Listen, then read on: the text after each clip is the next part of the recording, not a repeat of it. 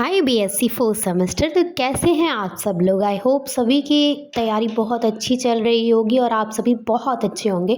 तो यहाँ पर आज मैं आपके साथ डिस्कस करने वाली हूँ आपके दो चैप्टर्स के वन शॉट एक ही वीडियो में।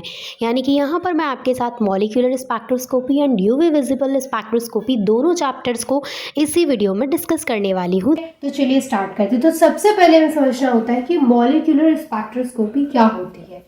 तो देखिए, मॉलिक्यूलर स्पेक्ट्रोस्कोपी जो होती है उसमें जो इलेक्ट्रोमैग्नेटिक रेडिएशंस होती हैं, जिनको इन शॉर्ट ईएमआर बोलते हैं, जब वो किसी मॉलिक्यूल से इंटरैक्ट करती हैं तो उसकी स्टडी को बोला जाता है मॉलिक्यूलर स्पेक्ट्रोस्कोपी।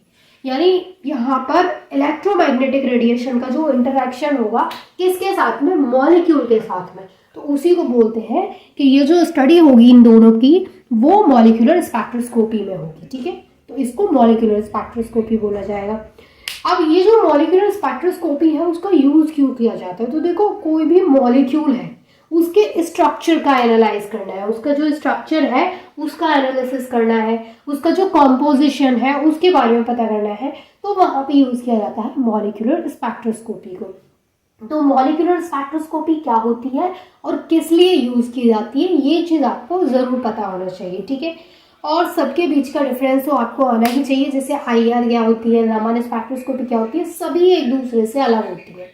अभी मॉलिक्यूलर स्पेक्ट्रोस्कोपी को अगर आपसे एक लाइन में डिफाइन करने के लिए पूछा जाएगा तो आप बता देंगे वहां पे कि इलेक्ट्रोमैग्नेटिक रेडिएशन का जब वो इंटरैक्ट करती हैं किसी मॉलिक्यूल के साथ तो उसकी स्टडी को बोलते हैं मॉलिक्यूलर स्पेक्ट्रोस्कोपी।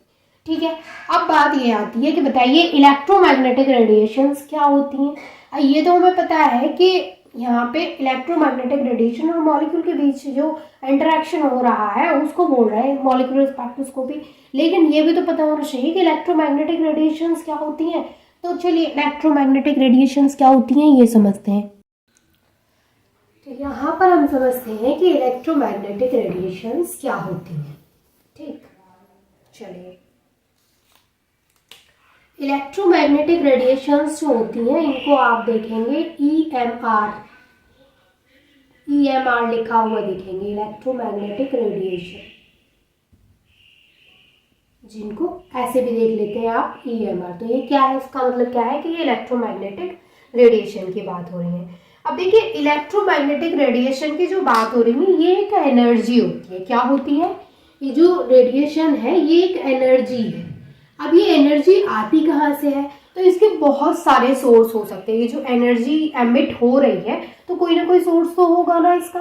हाँ, तो बहुत सारे सोर्स हो सकते हैं, सनलाइट हो सकती है, तो इसके बहुत सारे सोर्सेज। जैसे हम इसके कुछ सोर्सेज की बात करें तो विजिबल लाइट है, यहां से भी क्या होती है, ईएमआर हमें मिलती है।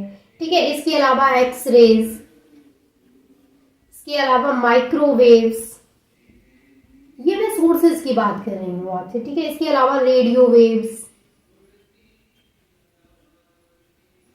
एक्सेट्रा। इसके अलावा भी बहुत सारे सोर्सेज हो सकते हैं जिनसे कि इलेक्ट्रोमैग्नेटिक रेडिएशन आती है। तो मेन जो यहाँ पे समझना है वो ये है कि ये एक एनर्जी है जो कि बहुत सारे सोर्सेज से हमें मिल सकती है। जो रेडिएशन की हम बात कर रहे हैं वो एक एनर्जी है। ठीक है, अब देखिए, ये जो रेडिएशंस होती हैं इनका डुअल नेचर होता है। यानी ऐसा बोला जाता है कि electromagnetic radiations has dual nature. अब डुअल नेचर का क्या मतलब होता है, डुअल नेचर का मतलब होता है यानी इनको बोला जाता है कि जो ईएमआर है वो शो करती है डुअल नेचर। डुअल नेचर का मतलब क्या होता है, देखिए, डुअल नेचर का मतलब होता है कि वो पार्टिकल नेचर भी शो करती हैं और वो वहां पर वेव नेचर भी शो करती हैं। ठीक है, डुअल का मतलब क्या होता है, particle as well as wave nature. ये जो होती है इलेक्ट्रोमैग्नेटिक रेडिएशन वो पार्टिकल नेचर भी शो करती है as well as wave nature भी शो करती है। इसलिए बोला जाता है कि जो यहाँ पे इलेक्ट्रोमैग्नेटिक रेडिएशंस है वो डुअल नेचर की होती है। इंपॉर्टेंट पॉइंट है, याद रखना है आपको कि ये डुअल नेचर होती है। अब देखिए, कोई भी लाइट रे जो होती है वो पार्टिकल से मिलकर के बनी होती है। यानी कोई भी लाइट रे की हम यहाँ पे बात कर रहे हैं तो वो किससे मिलकर बनी होगी, पार्टिकल से। लाइट रे जो होती है, लाइट रे, उसमें क्या होता है, कंसिस्ट ऑफ पार्टिकल, पार्टिकल से मिलकर के बनी होती है।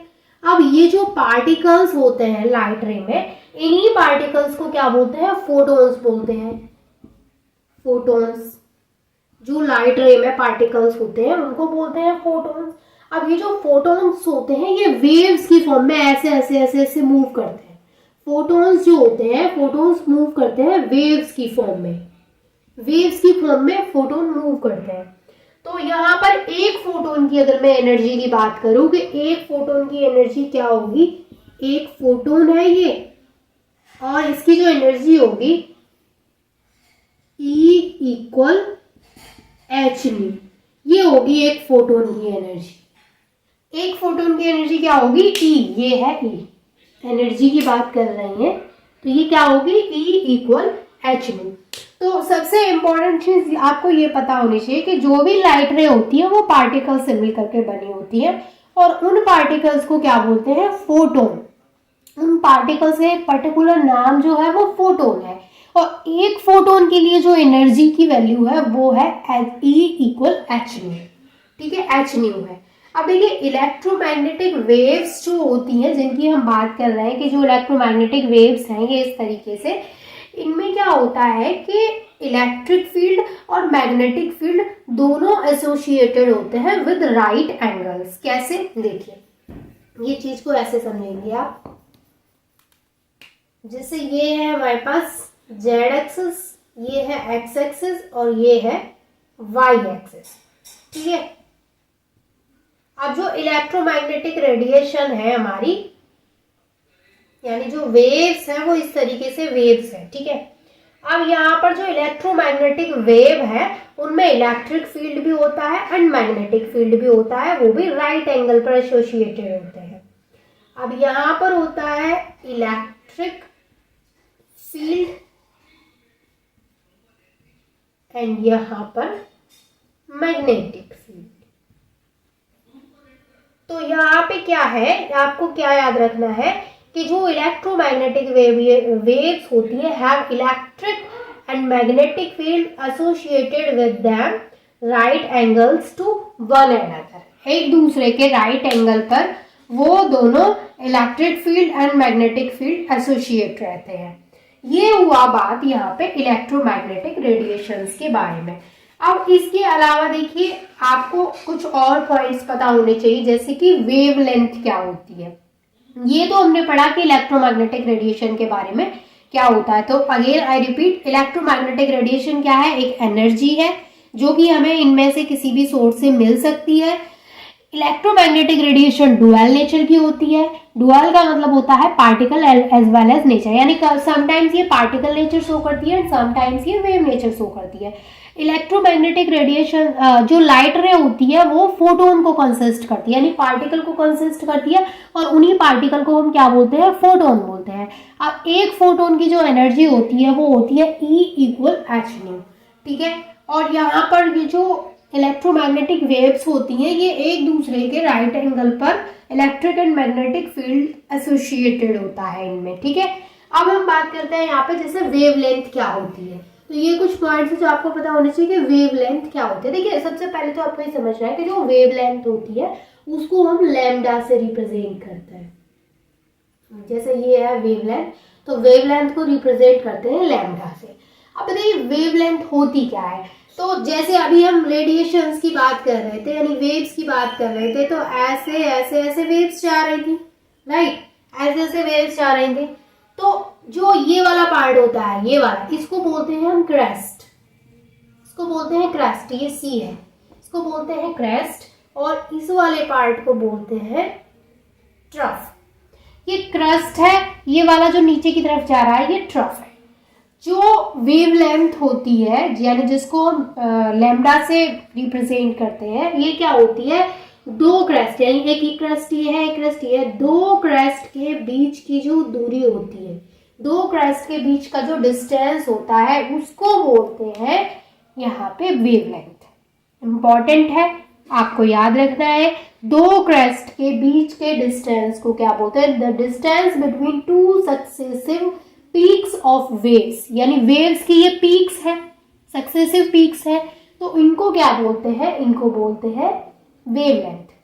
या फिर ऐसे समझ लीजिए कि दो क्रेस्ट के बीच के डिस्टेंस को वेवलेंथ बोलते हैं। तो ये बात हुई वेवलेंथ के बारे में। इसके बाद हम यहाँ पे समझते हैं रीजन ऑफ द स्पेक्ट्रम। ठीक, अब हम यहाँ पे समझते हैं रीजंस ऑफ द स्पेक्ट्रम। तो स्पेक्ट्रम के बहुत सारे रीजंस हमें यहाँ पे पढ़ने हैं, वन बाय वन हम सभी को डिस्कस करेंगे, लेकिन उससे पहले हम यहाँ पे कुछ लिखा हुआ है उसको समझ लेते हैं। तो सबसे पहले तो यहाँ पे ये समझ लीजिए कि इलेक्ट्रोमैग्नेटिक स्पेक्ट्रम क्या होता है।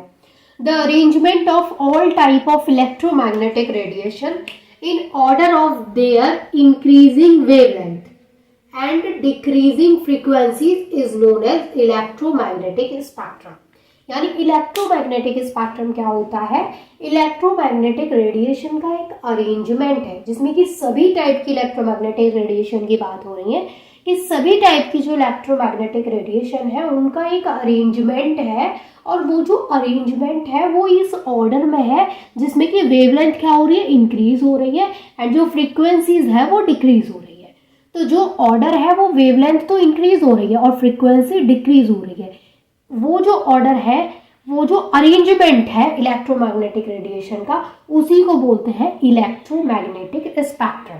ठीक है, इसको क्या बोलेंगे, इलेक्ट्रोमैग्नेटिक स्पेक्ट्रम बोलेंगे।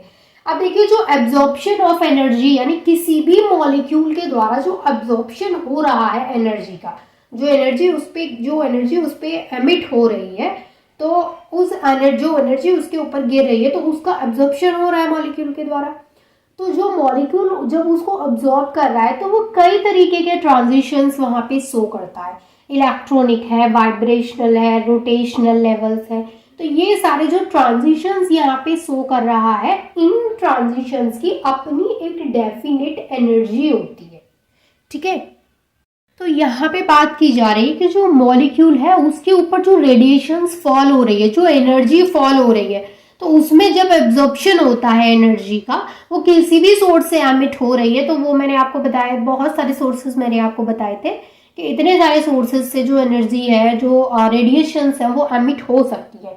तो यहाँ पे बात हो रही है कि जो मॉलिक्यूल है जिसके ऊपर जो रेडिएशंस है, जो एनर्जी है, वो फॉल हो रही है, तो उसका रिजल्ट हमें बहुत सारे तरीके के ट्रांजिशन शो करता है। जैसे उसमें इलेक्ट्रॉनिक ट्रांजिशन हो सकता है, वाइब्रेशनल ट्रांजिशन हो सकता है, रोटेशनल हो सकता है। ठीक है, अब देखो ये जो ट्रांजिशंस हो रहे हैं, इनमें हर एक ट्रांजिशन की अपनी एक डेफिनेट एनर्जी होती है, हर एक ट्रांजिशन की अपनी एक डेफिनेट एनर्जी होगी, जो कि अभी आप देखेंगे। तो ये जस्ट बात हुई यहाँ पे कि इलेक्ट्रोमैग्नेटिक स्पेक्ट्रम क्या होता है, और जब कोई मॉलिक्यूल एनर्जी को अब्सॉर्ब कर रहा है, यानी वहां पे जो भी एब्जॉर्प्शन हो रहा है, तो उससे क्या क्या ट्रांजिशन देखने को मिल सकता है। ठीक है, अब हम मेन बात करते हैं, यहाँ पे बहुत सारे रीजंस हमें यहाँ पे पढ़ने हैं। तो जिनमें पहला जो रीजन हमें पढ़ना है वो है रेडियो फ्रिक्वेंसी रीजन, यानी रीजन ऑफ द स्पेक्ट्रम में हमें कई सारे रीजंस पढ़ने हैं, जिनमें कि फर्स्ट जो पढ़ना है वो है रेडियो फ्रीक्वेंसी रीजन। फर्स्ट है यहाँ पे रेडियो फ्रीक्वेंसी रीजन। देखिए, रेडियो फ्रीक्वेंसी रीजन जो है, इसमें रेडियो वेव्स की बात होती है, यानी यहाँ पर जो रेडियो वेव्स होती हैं उनकी जो फ्रीक्वेंसी होती है वो इस रेंज में होती है। यहाँ पे सबसे पहले समझिए, रेडियो फ्रीक्वेंसी रीजन में किसकी बात होगी, रेडियो वेव्स की बात होगी, रेडियो वेव्स की। और रेडियो वेव्स की जो फ्रीक्वेंसी होती है, इस रीजन के लिए बात कर रहे हैं हम, वो 3 × 10⁻6 to 3 × 10⁸ हर्ट्ज की रेंज होती है, यानी इस रेंज में इनकी फ्रीक्वेंसी लाई करती है। अच्छा, इस रीजन के लिए जो वेवलेंथ होती है, वेवलेंथ की जो रेंज होती है वो क्या होती है, वेवलेंथ की जो रेंज होती है वो होती है 10⁻11 एंगस्ट्रॉम to 10⁸ एंगस्ट्रॉम, ये वेवलेंथ होता है। यहाँ ये जो रीजन होता है यानी ये जो एनर्जी होती है ये इंड्यूस न्यूक्लियर ट्रांजिशन के लिए सफिशिएंट होती है। तो ये जो एनर्जी है यानी this energy sufficient to induce nuclear transition. Nuclear transition को इंड्यूस न्यूक्लियर ट्रांजिशन के लिए सफिशिएंट होती है ये जो एनर्जी है। जो हम इसकी रेडियो फ्रिक्वेंसी रीजन की बात कर रहे हैं तो इसमें रेडियो वेव्स की बात हो रही है, ये चीज आपको याद रखनी है। अब देखो ये जो रीजन है ये कौन सी स्पेक्ट्रोस्कोपी से रिलेटेड होता है, तो ये रीजन रिलेटेड होता है न्यूक्लियर मैग्नेटिक रेजोनेंस से। न्यूक्लियर मैग्नेटिक रेजोनेंस यानी कि एनएमआर स्पेक्ट्रोस्कोपी, ये एनएमआर से ईएसआर से इलेक्ट्रॉन स्पिन रेजोनेंस से रिलेटेड होता है।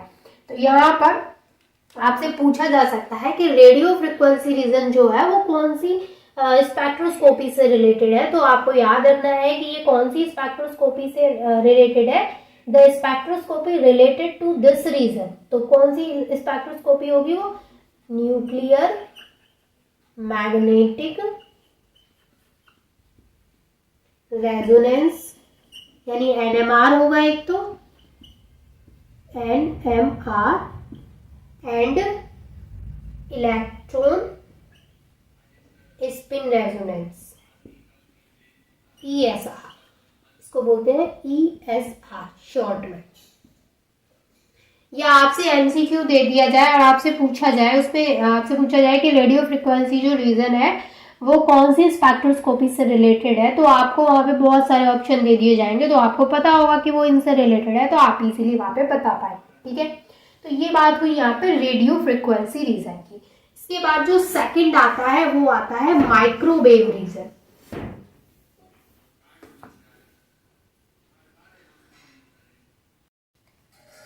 सेकंड यहाँ पे टाइप है जो रीजन हमें पढ़ना है वो है माइक्रोवेव रीजन।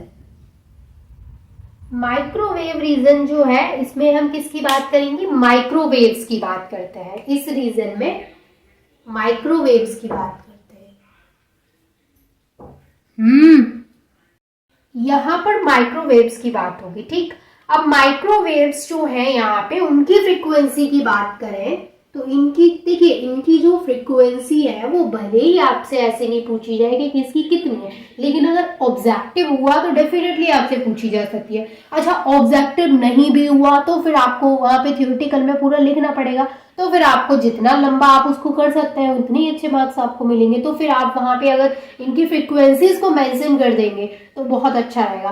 किसकी फ्रीक्वेंसी ज्यादा है किसकी कम है वो मैं इस टॉपिक के लास्ट में आपको बता दूंगी, बट अभी आप सिर्फ इतना समझिए कि जो मैं आपको फ्रीक्वेंसी करवा रही हूँ, वेवलेंथ बता रही हूँ, वो इम्पोर्टेंट है इसलिए करा रही हूँ, वरना मैं भी स्किप ही करा देती। अब यहाँ पर इसकी जो फ्रीक्वेंसी होती है वो रेंज, इसकी फ्रीक्वेंसी की जो रेंज है वो होती है 3 into 10⁻10 to 3 into 10⁻12 hertz.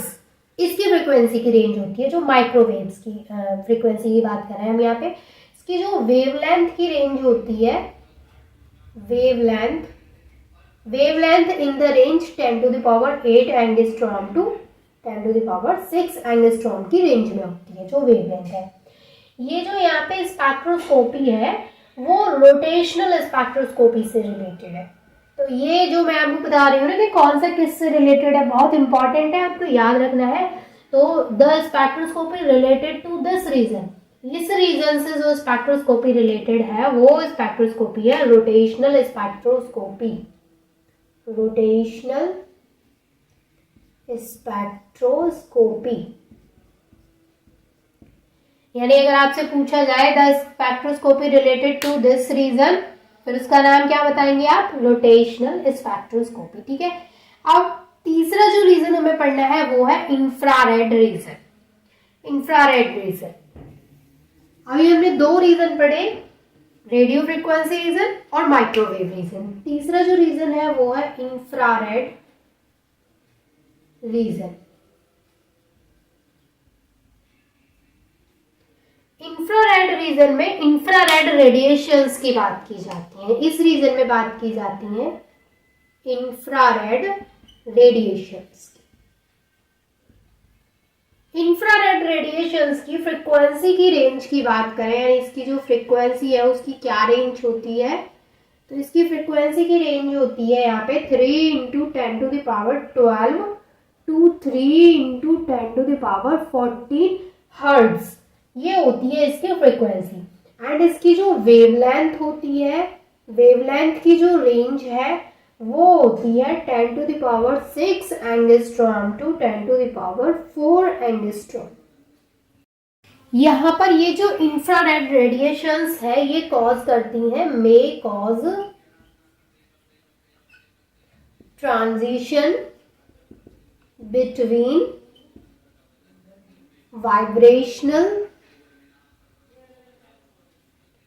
vibrational energy level associated with transition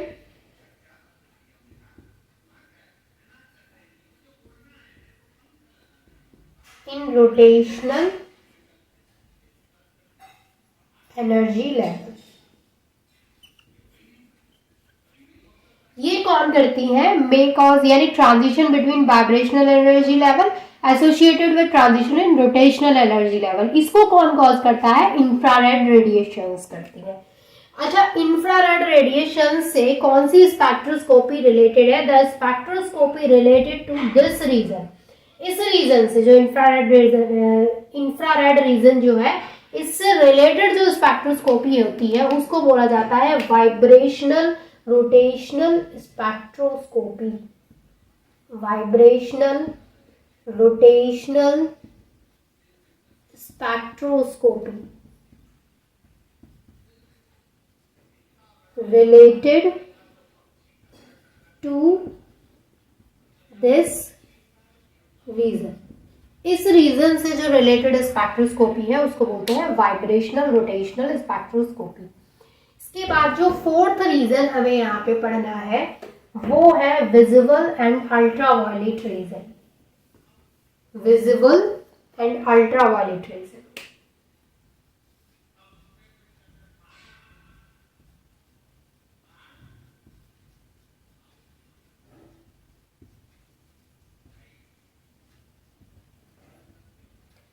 visible and ultraviolet region में बात की जाती है विजिबल एंड अल्ट्रावायलेट रेडिएशंस की। इस रीजन में विजिबल एंड अल्ट्रावायलेट रेडिएशन की बात करते हैं। इनकी जो फ्रीक्वेंसी की रेंज होती है, इन रेडिएशंस की फ्रीक्वेंसी की रेंज होती है इनकी 3 × 10⁻14 टू 3 × 10⁻16 हर्ट्ज। एंड जो वेवलेंथ होती है इनकी वो होती है 10⁴ एंगस्ट्रॉम टू 10⁻² एंगस्ट्रॉम। अब यहाँ पर जो एनर्जी का एब्जॉर्प्शन हो रहा है वो एक ट्रांजिशन कॉज करता है बिटवीन इलेक्ट्रॉनिक लेवल्स जो कि एसोसिएट होते हैं वाइब्रेशनल एंड रोटेशनल ट्रांजिशन से। तो इस चीज को हम कैसे लिखेंगे कि यहाँ पर जो एब्जॉर्प्शन है, the absorption of energy of this energy, यानी इस एनर्जी का जो एब्जॉर्प्शन हो रहा है वो क्या कॉज कर सकता है, मे कॉज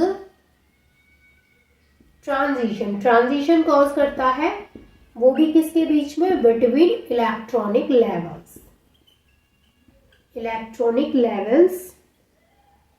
जो कि associated with vibrational and rotational transition.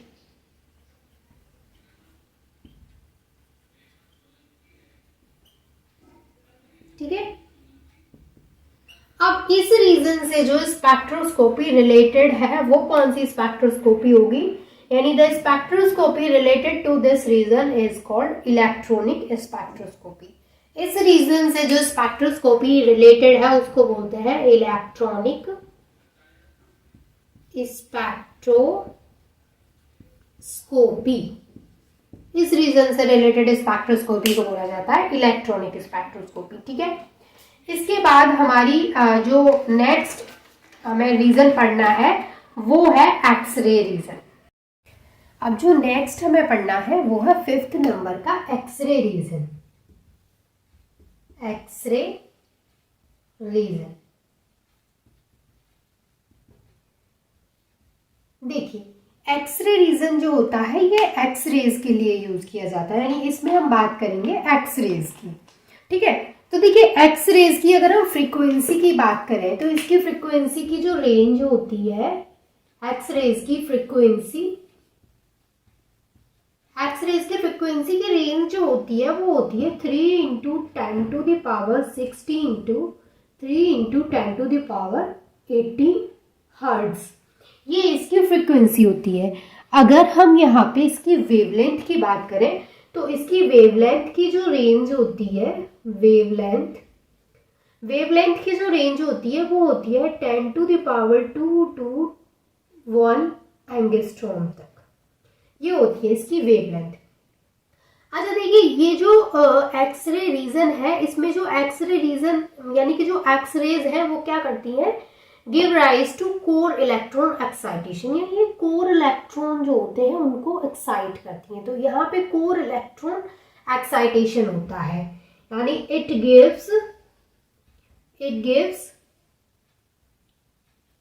Gives rise to core electron excitation. पता है ये चीजें जो होती है ना ये इंपॉर्टेंट होती हैं।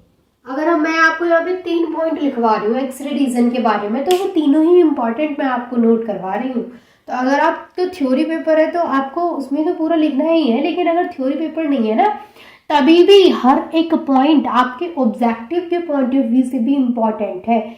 आपसे पूछा जा सकता है कि जो एक्सरेज है वो क्या कराती है, आपको 4 ऑप्शन दे दिए, उनमें से एक ऑप्शन है कोर इलेक्ट्रॉन एक्साइटेशन, तो आपको क्या टिक करना है वो आपको कब पता चलेगा, जब आपने उसका थ्योरी पढ़ा होगा।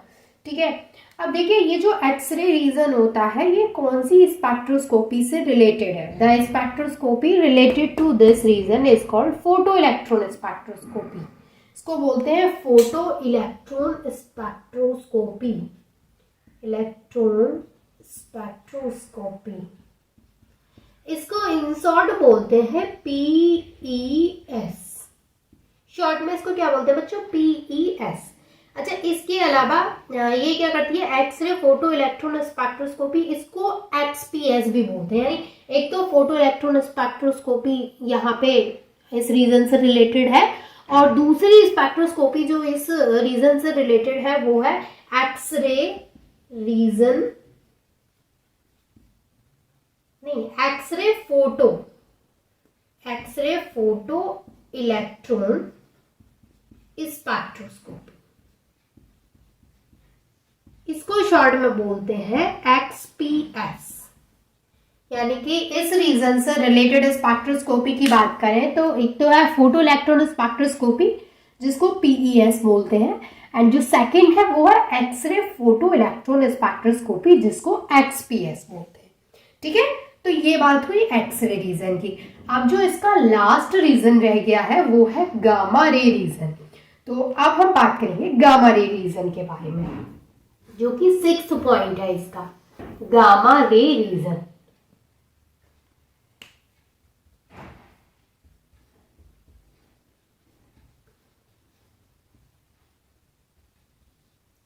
अब देखिए जो गामा रे रीजन होता है उसमें हम किसकी बात करेंगे, ऑब्वियसली गामा रेज की बात करते हैं। और अगर गामा रेज की फ्रीक्वेंसी की बात करें तो इसकी जो फ्रीक्वेंसी होती है वो सबसे ज्यादा होती है, मैक्सिमम फ्रीक्वेंसी होती है गामा रेज की। तो इसमें हम बात करते हैं गामा रेज की, एंड गामा रेज की जो फ्रीक्वेंसी की रेंज है वो कितनी है, पहले मैंने आपको एक चीज बता दी कि सबसे ज्यादा फ्रीक्वेंसी होती है इसकी 3 × 10⁻80 × 3 × 10⁻20 हर्ट्ज। ठीक है, अच्छा इसकी वेवलेंथ की अगर हम बात करें तो वेवलेंथ कितनी होती है, वेवलेंथ होती है यहाँ पे 1 एंगस्ट्रॉम टू 0.01 एंगस्ट्रॉम तक।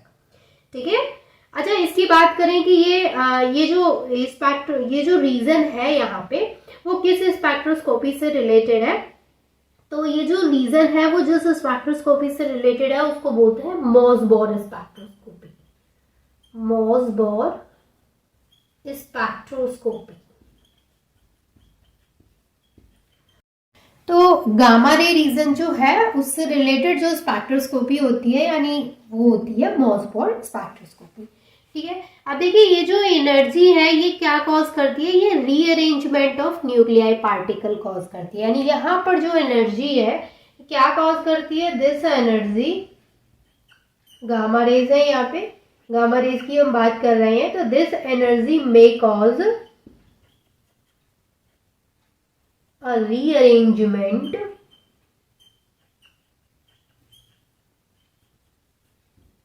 of nuclei particles, nuclear particles।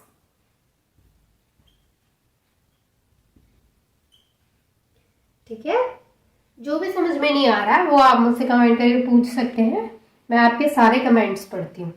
ठीक है, अब यहाँ पर देखिए ये हमने कुछ रीजंस यहाँ पे पढ़े जो कि टोटल 6 रीजंस मैंने आपको यहाँ पे बताए हैं।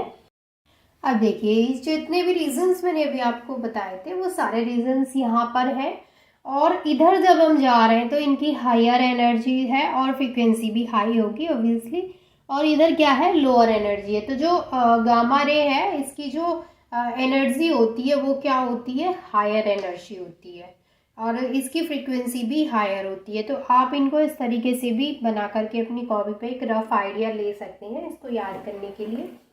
तो ये जस्ट मैंने आपके साथ बात की थी सारे रीजंस की, यानी रीजंस ऑफ द स्पेक्ट्रम। अब इसके बाद जो हमारा नेक्स्ट टॉपिक आता है वो आता है basic features of different spectrometers. देखो बच्चों, बेसिक फीचर्स जो होते हैं स्पेक्ट्रोमीटर्स के उसको कैसे समझना है वो मैं आपको बताती हूँ, और इसमें क्या क्या आपको पढ़ना है वो भी आपको बताती हूँ। ठीक है, पूरा चैप्टर यानी कि पूरा जो मॉलिक्यूलर स्पेक्ट्रोस्कोपी है उसका एक भी टॉपिक हम यहाँ से स्किप नहीं करेंगे, सारे टॉपिक्स मैं आपको बताऊंगी। मैं चीज़ों को एक्सप्लेन कर रही हूँ तो आप कोशिश करें कि चीज़ों को अपनी लैंग्वेज में अपनी नोटबुक में नोट करें। ठीक है, क्योंकि जब हम चीज़ों को समझते हैं एंड देन अपनी लैंग्वेज में उनको लिखते हैं तो फिर वो ज़्यादा टाइम तक हमें याद भी रहती हैं और ज़्यादा इफेक्टिव भी रहती हैं हमारी अंडरस्टैंडिंग के लिए। ठीक है, तो देखिए नेक्स्ट जो हमारा टॉपिक है वो है basic features of different spectrometers.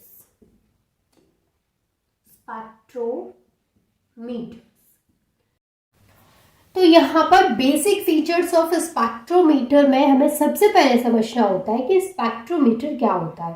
तो देखिए स्पेक्ट्रोमीटर जो है वो एक इंस्ट्रूमेंट है, और उस इंस्ट्रूमेंट से क्या किया जाता है, which are use to study absorption और emission of EMR। EMR means क्या होता है, electromagnetic radiations as a function of wavelength. यहाँ पे आएगा as a function of wavelength, और उसी को क्या बोलते हैं बच्चों, स्पेक्ट्रोमीटर बोलते हैं।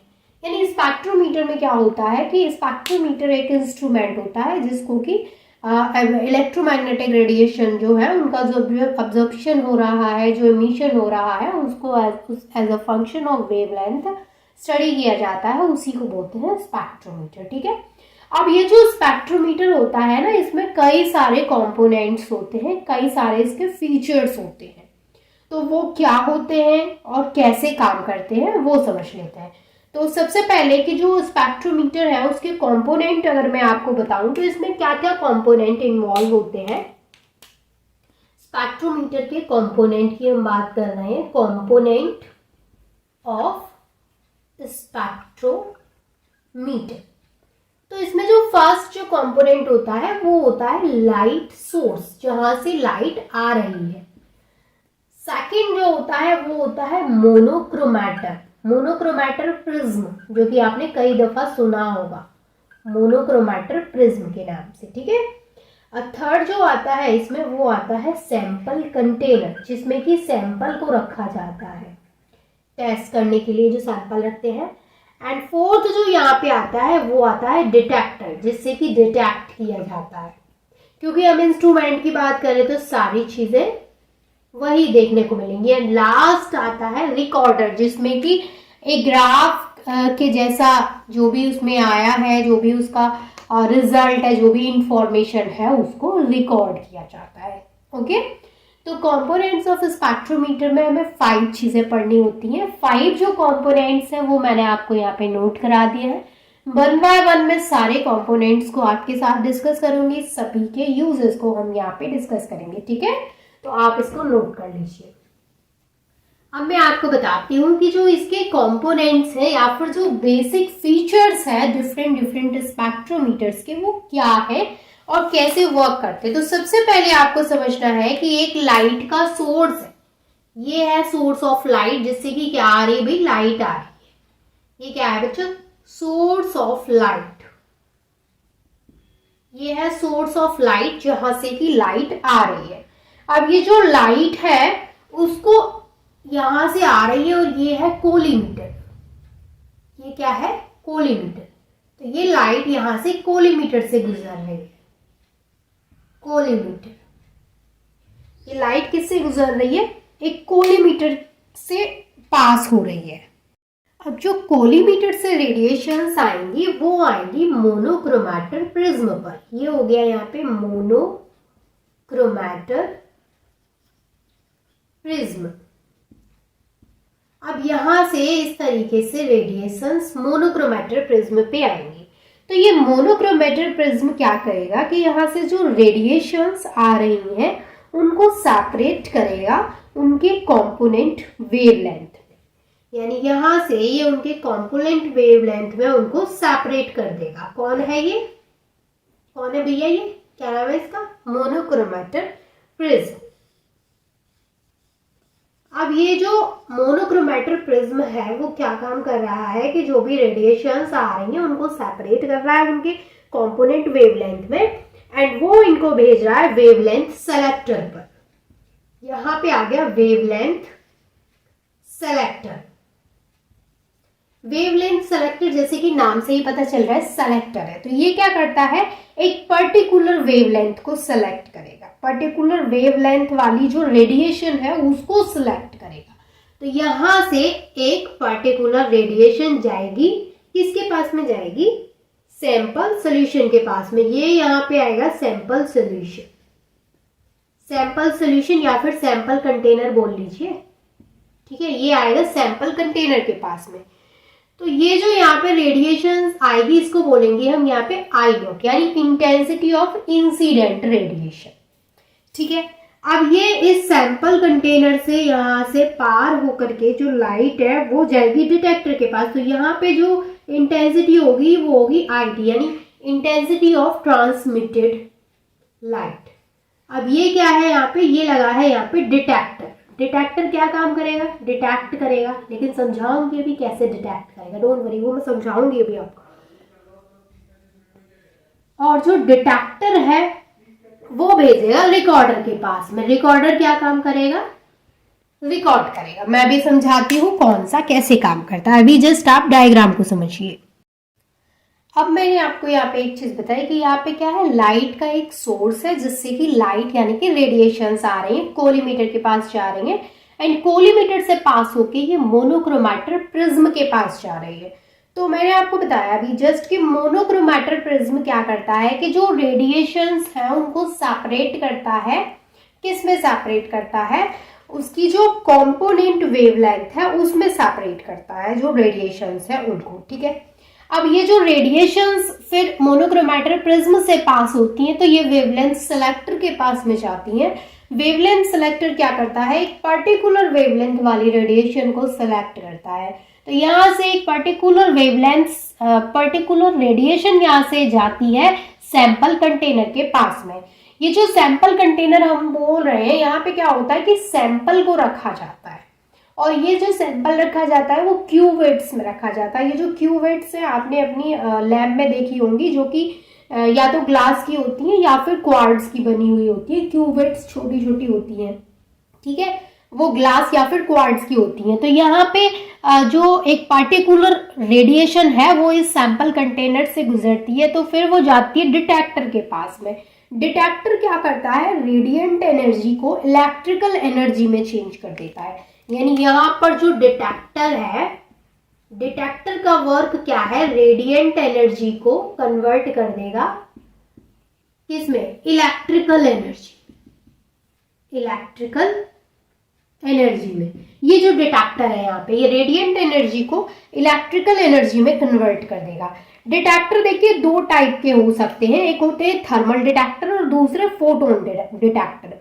थर्मल डिटेक्टर जो होते हैं वो IR स्पेक्ट्रोस्कोपी में यूज होते हैं, और जो फोटोन डिटेक्टर होते हैं वो UV स्पेक्ट्रोस्कोपी में यूज होते हैं। ठीक है, अब नेक्स्ट जो पॉइंट आता है वो आता है रिकॉर्डर। रिकॉर्डर का क्या काम होता है कि इसमें क्या होता है, स्पेक्ट्रम बनता है, यानी it is use to make spectrum. जो रिकॉर्डर है उसको स्पेक्ट्रम बनाने के लिए यूज किया जाता है। पीक्स को रिकॉर्ड करता है जिससे कि हमें वहां पे एक ग्राफ जैसा मिलता है, एक स्पेक्ट्रम मिलता है, जिससे कि हम वहां पे इजीली स्टडी कर पाते हैं। तो ये बात हो गई basic features of different spectrometers की। अच्छा, आपको इसको लिखना कैसे है, तो जो जो चीजें मैंने आपको बताई है उनको अपनी लैंग्वेज में लिखना है, एंड देन ये डायग्राम आपको बनाना है। मेन तो यही होता है कि आपकी समझ में ये डायग्राम आ जाना चाहिए। अगर आपकी समझ में ये डायग्राम आ गया है तो आप एक एक पॉइंट को लीजिए और उसके बारे में अपनी लैंग्वेज में लिख दीजिए कि कौन सी चीज यहाँ पे क्या काम कर रही है। जो भी मैंने आपको समझाया, जो भी आपके समझ में आया, वही चीज आपको लिखनी है, अलग कुछ भी नहीं लिखना है, बिल्कुल भी बुक से नहीं छापना है, अपनी लैंग्वेज में लिखिए, फुल मार्क्स मिलेंगे। मेन पॉइंट होता है कि आपको डायग्राम पता होना चाहिए कि कौन सी चीज कैसे काम कर रही है। ठीक है, डायग्राम के थ्रू ही एक्सप्लेन करना है ताकि अच्छे मार्क्स आपको मिले। वो फर्स्ट ऑफ ऑल आपके डायग्राम को चेक करेंगे एंड देन फिर आपको मार्क्स दे देंगे। आपने क्या थ्योरी लिखा है वो भी नहीं देखेंगे। ठीक है, अब यहाँ पे हम बात करते हैं बोर्ड ओपेनहेमर अप्रोक्सीमेशन की। ये जो यहाँ पे नाम है वो साइंटिस्ट के नाम है। ठीक है, तो देखिए बोर्ड ओपेनहेमर अप्रोक्सीमेशन में क्या यूज करना होता है, इसमें श्रोडिंगर वेव इक्वेशन लेते हैं फॉर अ मॉलिक्यूल। तो आपको पता है कि जो श्रोडिंगर वेव इक्वेशन है, Schrodinger wave equation for a molecule, molecule के लिए जो श्रोडिंगर वेव इक्वेशन है उसको हम ऐसे भी लिख सकते हैं। आपको पता है H cap psi equal E Sai, इसको हम ऐसे भी लिख सकते हैं। ठीक है ना, अगर आप श्रोडिंगर वेव इक्वेशन देखेंगे तो उसमें ये भी आपको एक इक्वेशन देखने को मिलेगी। तो बोर्न ओपेनहेमर अप्रोक्सीमेशन में क्या होता है कि इसको हम ऐसे भी लिख सकते हैं H cap psi equal E Sai. यहाँ पे जो H कैप है इसको बोलते हैं हैमिल्टोनियन। H कैप जो है यहाँ पे इसको क्या बोलते हैं, हैमिल्टोनियन, हैमिल्टोनियन। यहाँ पे जो साई है वो क्या है, वेवलेंथ है।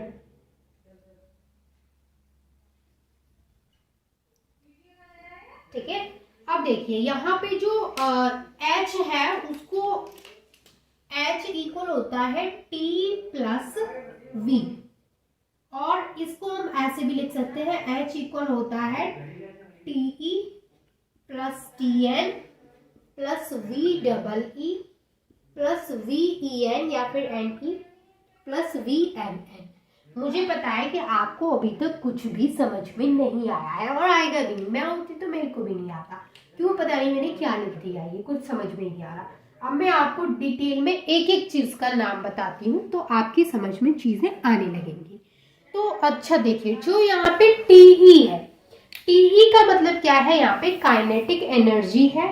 काइनेटिक एनर्जी टर्म है ऑल इलेक्ट्रॉन्स के लिए, यानी जो TE है यहाँ पे वो क्या है, kinetic energy term for all electrons, सभी इलेक्ट्रॉन्स के लिए काइनेटिक एनर्जी टर्म जो है उसको बोलते हैं TE।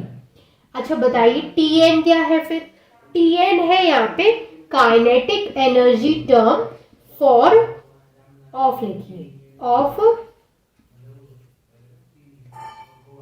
ऑल न्यूक्लियाई, यानी सभी न्यूक्लियाई के लिए ये क्या है, काइनेटिक एनर्जी टर्म है TN, TN है। इसके बाद VEE क्या है, यहाँ पे VEE है यहाँ पे potential energy term due two electron electron repulsion, potential energy term due two electron electron repulsion. Electron electron repulsion जो होता है उसका जो यहाँ पे पोटेंशियल एनर्जी टर्म है वो है VEE, ठीक है। VEN या फिर VNE, ये क्या है यहाँ पे, ये है potential energy term due to nucleus electron attraction. Potential energy term due to nucleus electron attraction, यानी न्यूक्लियस और इलेक्ट्रॉन के बीच में जो अट्रैक्शन हो रहा है उसका पोटेंशियल एनर्जी टर्म है, उसकी वजह से, ठीक है। तो अब यहाँ पे जो लास्ट रह गया है वो है VNN।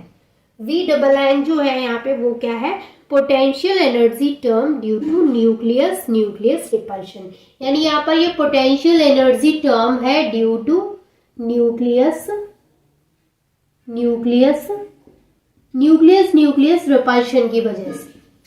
मुझे पता है अभी भी बहुत कॉम्प्लिकेटेड हो गया है आपके लिए बोर्न ओपेनहेमर अप्रॉक्सीमेशन को समझना, बट प्लीज थोड़ा सा कोऑपरेट करेंगे, आपको चीजें समझ में आने लगेंगी। आप इतना जो मैंने आपको समझाया है इसको ऐसे ही मत समझिए, क्योंकि अभी मैं इसको यहाँ से इरेज कर दूंगी एंड देन आगे का आपको समझाऊंगी। आप जो मैंने आपको यहाँ पे समझाया इसको अभी एक पेज पे नोट कर लो, देन मैं आगे का जब आपको बताती जाऊंगी तो आपको पीछे की सारी चीजें क्लियर होती जाएंगी और आपको पेपर में भी सिर्फ उसी तरीके से लिखना है जैसे कि मैं आपको यहाँ पे लिखवा रही हूँ। मैंने आपको अभी क्या बताया है कि श्रोडिंगर वेव इक्वेशन जो होती है मॉलिक्यूल के लिए वो होती है H psi equal E psi। H जो है यहाँ पे यानी जो हैमिल्टोनियन ऑपरेटर यानी हैमिल्टोनियन जो है यहाँ पे उसको हम लिख सकते हैं T प्लस V, और ये इक्वल होता है, उसको हम लिख क्या सकते हैं, वो इक्वल होता है T प्लस V के और इक्वल होता है TETN VEE plus VEN plus VNN के। ये हो गई इक्वेशन फर्स्ट। अब इसके बाद क्या करते हैं आप इतना नोट करिए, देन मैं आपको आगे का बताती हूँ। अब आगे आपको क्या समझना है, मैं इसको यहाँ से हटा देती हूँ क्योंकि मेरे पास एक्चुअल में उतनी स्पेस नहीं है, बोर्ड बहुत छोटा है ये, जिसकी वजह से मुझे चीज़ें तुरंत ही इरेज करनी पड़ती है। लेकिन आपको मैंने इसीलिए बोला आप एक पेज पे इसको नोट कर लें जिससे कि आपको क्या हो कि चीज़ों को समझने में थोड़ा आसान हो। अब जो चीज़ें मैंने आपको बताई थी, अब देखिए यहाँ पर मैं आपको बताती हूँ कि जो हम साई की बात कर रहे थे, अभी जो मैं साई आपको बोल रही थी वो ये टोटल साई है, ये टोटल वेव लेंथ है, टोटल साई नहीं है, टोटल वेव फंक्शन है, सॉरी वेव लेंथ नहीं है, ये वेव लेंथ होती है लैम्डा, ये होती है वेव लेंथ। बच्चों मैंने जो बोला वो वेव लेंथ नहीं है, ये वेव फंक्शन, तो टोटल वेव फंक्शन है यहाँ पे साई। तो साई जो वेव फंक्शन है वो पूरे श्रोडिंगर में जो वो मॉलिक्यूल है उसका वेव फंक्शन है।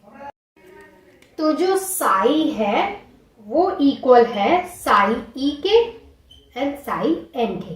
साई ई क्या है बच्चों यहाँ पे, ये है electronic wave function, electronic wave function. और जो यहाँ पे साई एन है वो क्या होगा, वो होगा nuclear wave function, nuclear wave function. तो अब मैंने आपको एक चीज बोली कि जो साई है वो psi E and psi N के इक्वल है, यानी साई ये है साई टोटल और ये है हमारा psi E and psi N जो कि इस टोटल को बना रहा है, जो टोटल वेव फंक्शन है उसको ये दोनों मिलकर के टोटल बना रहे हैं। तो उसी तरीके से जो हमारा हैमिल्टोनियन है, जो H है वो भी क्या होता है HE और होता है HN। अब यहाँ पे जो HE है उसका मतलब क्या है, उसका मतलब सेम वही है जो यहाँ पे है, ये इलेक्ट्रॉन के लिए और ये न्यूक्लियस के लिए, न्यूक्लियर है, ठीक है। अब ये न्यूक्लियस के लिए, इलेक्ट्रॉन के लिए यहाँ पे। अब देखिए यहाँ पे जो H कैप HE कैप है, जो ये E कैप है इसकी वैल्यू है TE plus VEE plus VNE। अब बच्चों आपको कुछ याद आ रहा होगा, अभी जस्ट मैंने आपको एक चीज लिखवाई थी, पूरे H की जो वैल्यू थी वो मैंने आपको लिखवाई थी, लेकिन अब मैं ये जो H है यहाँ पे वो क्या है, ये टोटल हैमिल्टोनियन है, लेकिन ये क्या है, ये इन दोनों से मिलके ये टोटल बना है। तो अब हम इन दोनों की अलग अलग यहाँ पर देख रहे हैं, तो ये टर्म अलग अलग यूज हो रहे हैं। जैसे ये इन इसके लिए ये दोनों वैल्यू हो गई और इसके लिए ये तीनों वैल्यू हो गई, जबकि इसके लिए हम बात कर रहे थे तो ये पांचों वैल्यू इसकी थी। बट जब इसको 2 पार्ट्स में इस तरीके से डिवाइड कर दिया गया, यानी मतलब डिवाइड तो नहीं बोलेंगे इसको हम क्या बोलेंगे, ये दोनों मिलके इसको पूरा कंप्लीट बना रहे हैं। तो ये टोटल है और ये अलग अलग है वैल्यू, तो जब इनकी अलग अलग देखेंगे तो ये वैल्यूज आएंगी। ठीक है, अब यहाँ पर देखिए, यहाँ पर ना इसको हम ऐसे लिख सकते हैं, ये जो इतना सब कुछ हमारे पास है, अभी हमारे पास एक इक्वेशन थी, क्या थी, अभी जो हमारे पास इक्वेशन थी वो थी H psi equal E psi। ये इक्वेशन थी जो मैंने फर्स्ट इक्वेशन आपको लिखवाई थी, श्रोडिंगर वेव इक्वेशन है ये, जो मॉलिक्यूल के लिए है, ये लिखवाई थी। अब हम यहाँ से क्या करते हैं, E वाली वैल्यूज को निकाल लेते हैं, ये वाली E की वैल्यूज, और यहाँ से इस तरीके से निकालेंगे, यानी जो टोटल साई है उसको हटा रहे हैं अब हम, H E की वैल्यू यानी ये वाली हैमिल्टोनियन की वैल्यू ले रहे हैं। दूसरा साई का भी हम ये वाला E वाला लेंगे, तो यहाँ पे हो गया साई E, साई की जगह पे साई E की जगह पे E और साई की जगह पे साई E। इस तरीके से हमने इसको लिख दिया। यहाँ पर जो E है, ये वाला जो है, इसको बोलते हैं पोटेंशियल एनर्जी सरफेस, यानी इसको पोटेंशियल एनर्जी सरफेस बोलते हैं। ये क्या है, ये एक इलेक्ट्रॉनिक एनर्जी है। Electronic energy is a function of position of both the nuclei. ठीक है, लेकिन इसको बोलते क्या है, इसको बोलते हैं पोटेंशियल एनर्जी सरफेस। अब यहाँ पर मैंने आपको इसको ऐसे नोट करवा दिया। अब देखिए, जो हैमिल्टोनियन है for the nuclear Schrodinger equation, अब जो न्यूक्लियर श्रोडिंगर इक्वेशन के लिए हैमिल्टोनियन लिखेंगे हम, वो कैसे लिखेंगे, हैमिल्टोनियन लिखेंगे हम, Hamiltonian for nuclear Schrodinger equation, यानी हम यहाँ पे क्या करेंगे, हैमिल्टोनियन लिखेंगे न्यूक्लियर श्रोडिंगर इक्वेशन के लिए। तो वो हम लिखेंगे यहाँ पे H कैप N, क्योंकि हम न्यूक्लियर की बात कर रहे हैं, तो N E और यहाँ लिखेंगे psi equal E Sai N। ये जो यहाँ पे E है, ये क्या है, ये है यहाँ पे टोटल एनर्जी ऑफ मॉलिक्यूल। अभी मैंने आपको एक चीज यहाँ पे क्या बताई थी कि जो E है कंप्लीट, देखो जो साई है वो टोटल है, जो H कैप है वो टोटल है, जो E है वो टोटल एनर्जी है। लेकिन अगर हम लिख रहे हैं HE साई N, इसका मतलब एक पर्टिकुलर चीज की बात हो रही है। जैसे साई E, इसका मतलब इलेक्ट्रॉनिक वेव फंक्शन की बात हो रही है, लेकिन साई की बात हो रही है तो उसमें इलेक्ट्रॉनिक एंड न्यूक्लियर दोनों आ रहे हैं। ठीक है, बट अगर साई N की बात हो रही है, दैट मीन्स कि सिर्फ एक पर्टिकुलर न्यूक्लियर वेव फंक्शन की बात हो रही है। ठीक है, तो ये चीज आपको क्लियर हुई। यहाँ पे मैंने आपको क्या बताया कि ये जो वैल्यू निकल के आई है, जो हैमिल्टोनियन जो है न्यूक्लियर श्रोडिंगर वेव इक्वेशन के लिए, वो क्या है, H cap N plus E psi equal E Sai N। अब जो नेक्स्ट है वो क्या है, अब जो लास्ट स्टेप है इस इक्वेशन का, वो क्या समझना है आपको कि according to Born Oppenheimer approximation, इसके अकॉर्डिंग जो टोटल एनर्जी होती है वो क्या होती है, sum of translational energy, rotational energy, vibrational energy and electronic energy का सम होती है। मतलब क्या, अभी समझाती हूँ।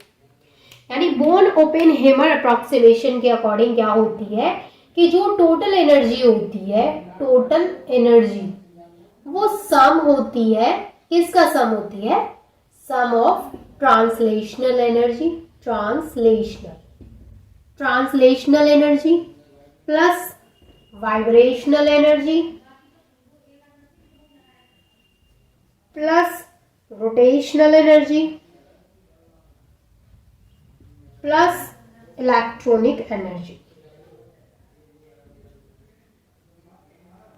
इसका सम होती है। टोटल एनर्जी होती है वो सम होती है translational, vibrational, rotational and electronic energy का सम होता है। तो हम इसको ऐसे लिख सकते हैं क्या, यानी E टोटल, ये जो E सिर्फ E लिखा है मैंने, इसका मतलब टोटल की बात हो रही है। ई टोटल इक्वल होता है ई ट्रांसलेशनल के, मैं ऐसे लिख रही हूँ, ई ट्रांसलेशन के, ट्रांसलेशन नहीं ट्रांसलेशनल के, ठीक है। फिर और इसके अलावा ई रोटेशनल के, इसके अलावा ई वाइब्रेशनल के, इसके अलावा ई इलेक्ट्रॉनिक, यही चीज है, यही मैंने अभी आपको ऊपर नोट करवाई है। बहुत इंपॉर्टेंट है, बहुत इंपॉर्टेंट है, एमसीक्यूज में पूछ लिया जाता है। जब मैं एग्जाम दे रही थी तो मेरे जो ऑब्जेक्टिव पेपर था उसमें ये क्वेश्चन आया था, ठीक है। तो यहाँ पर ये जो है आपको याद रखना है। अब यहाँ पर देखिए जो ई ट्रांसलेशनल है, ई ट्रांसलेशनल जो मतलब ट्रांसलेशनल एनर्जी जो है, ई ट्रांसलेशनल का मतलब क्या है कि ट्रांसलेशनल एनर्जी जो है ये वाला ई ट्रांसलेशनल, इसका मतलब ये ट्रांसलेशनल एनर्जी जो है इसको क्वांटाइज्ड नहीं किया जा सकता, इज नॉट क्वांटाइज्ड, इसको क्वांटाइज्ड नहीं किया जा सकता है।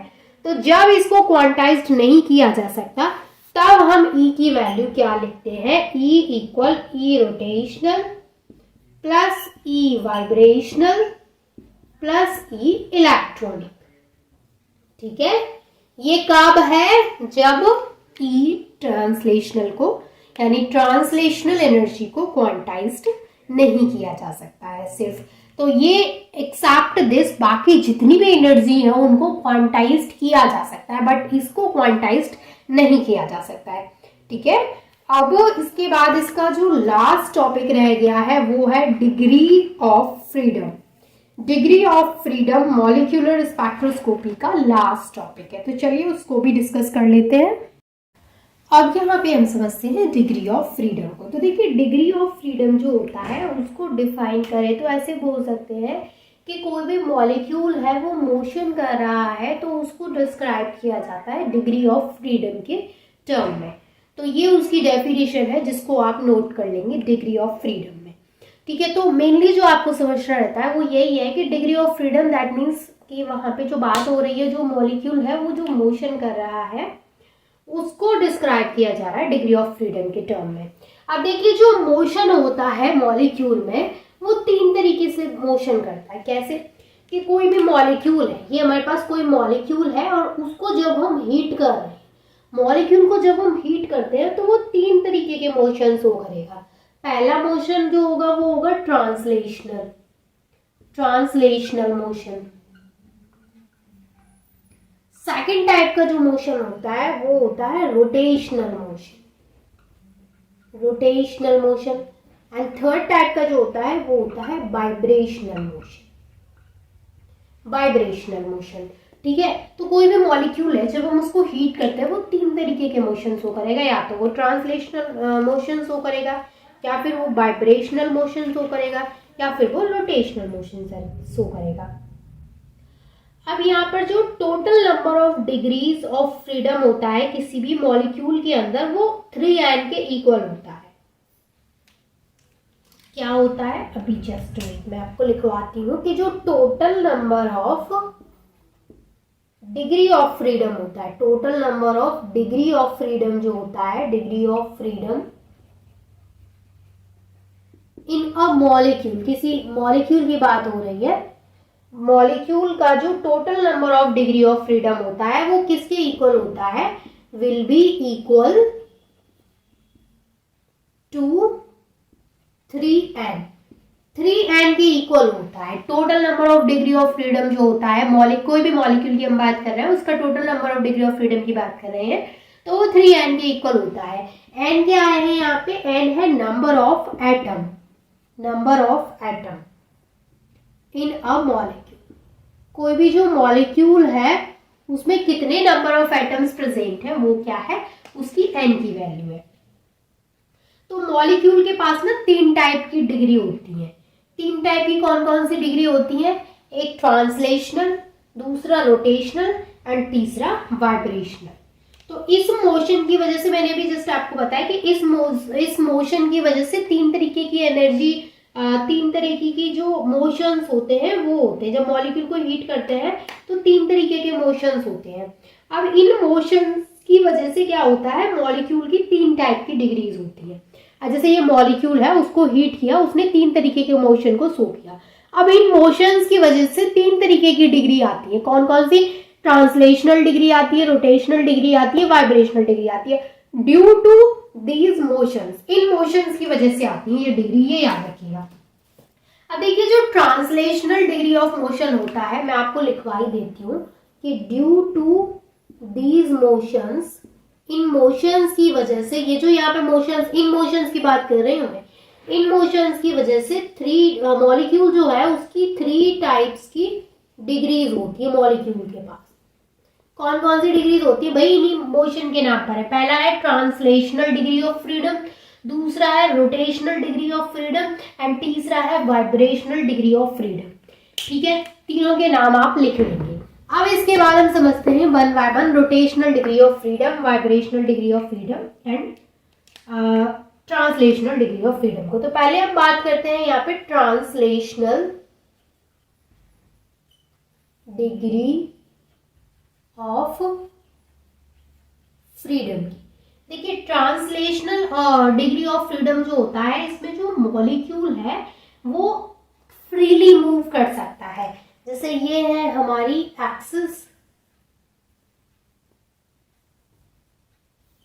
ये एक्स एक्सिस, ये जेड एक्सिस और ये है वाई एक्सिस। तो जो मॉलिक्यूल है वो फ्रीली एक्स एक्सिस या वाई एक्सिस या जेड एक्सिस पर मूव कर सकता है। ट्रांसलेशनल डिग्री ऑफ फ्रीडम में फ्रीली मूव कर सकता है इन तीनों एक्सिस पर। तो हम यहाँ पे लिखेंगे move in X Y Z axis freely. X Y Z axis पे मॉलिक्यूल फ्रीली मूव कर सकता है ट्रांसलेशनल डिग्री ऑफ फ्रीडम में। सेकंड अगर हम बात करें यहाँ पे रोटेशनल डिग्री ऑफ फ्रीडम की, रोटेशनल डिग्री ऑफ फ्रीडम की। देखिए जब हम रोटेशनल डिग्री ऑफ फ्रीडम की बात करते हैं तो इसका मतलब, देखिए इसका मतलब समझिए कि एक जो मॉलिक्यूल है वो रोटेट कर सकता है स्पेस में with change in its orientation. मतलब वो अपनी ओरिएंटेशन में चेंज ला करके जो मॉलिक्यूल है वो रोटेट कर सकता है स्पेस में। और ये जो है यहाँ पे ये रिप्रेजेंट किया जाता है उसके रोटेशनल डिग्री ऑफ फ्रीडम से। यानी रोटेशनल डिग्री ऑफ फ्रीडम में क्या है कि कोई भी मॉलिक्यूल है, इसमें क्या है कि कोई भी मॉलिक्यूल है वो रोटेट कर सकता है with change in its orientation, अपनी ओरिएंटेशन में चेंज इन इट्स ओरिएंटेशन को अपनी को चेंज करके वो क्या कर सकता है? रोटेट कर सकता है रोटेशनल डिग्री ऑफ फ्रीडम में। थर्ड जो है वो है vibrational degree of freedom. Vibrational degree of freedom में क्या होता है? वाइब्रेशनल डिग्री ऑफ, मेरा राइटिंग तो बहुत गंदा है। वाइब्रेशनल डिग्री ऑफ फ्रीडम में क्या करता है वो?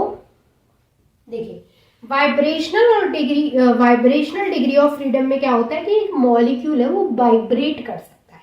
अब देखो वाइब्रेट करेगा तो वो ऐसे करेगा कि एक मॉलिक्यूल ये है, एक मॉलिक्यूल ये है, ये मॉलिक्यूल इस तरीके से जुड़े हैं, यानी इस तरीके से यहाँ पे ये मॉलिक्यूल है हमारा, एक एटम ये है, एक एटम ये है। तो इसके बीच में ये जो है इसको आप स्प्रिंग समझ लीजिए। स्प्रिंग क्यों समझ लीजिए कि देखिए जब ये वाइब्रेट करेगा तो ऐसा हो सकता है कि दोनों जो मॉलिक्यूल है वो दूर दूर चले जाए, या फिर ये वाइब्रेट करे तो एक पॉसिबिलिटी ये भी है कि ये दोनों मॉलिक्यूल पास पास आ जाए, यानी दूर भी जा सकते हैं और पास भी आ सकते हैं, क्योंकि हम इसको एक स्प्रिंग समझ रहे हैं। तो स्प्रिंग को जब हम ऐसे खींचेंगे तो वो दूर जाएगी तो वो पास भी आएगी। तो दोनों पॉसिबिलिटीज है।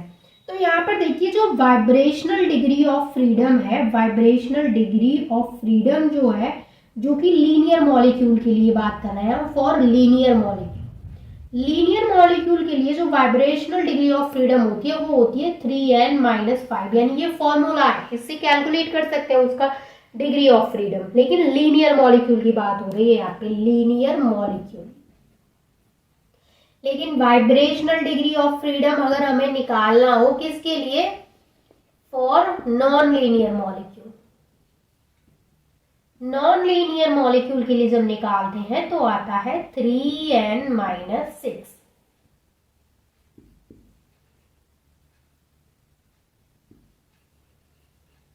3n-6 किसके लिए आएगा, नॉन लीनियर मॉलिक्यूल के लिए आएगा, और लीनियर मॉलिक्यूल के लिए क्या आएगा, 3n-5 आएगा।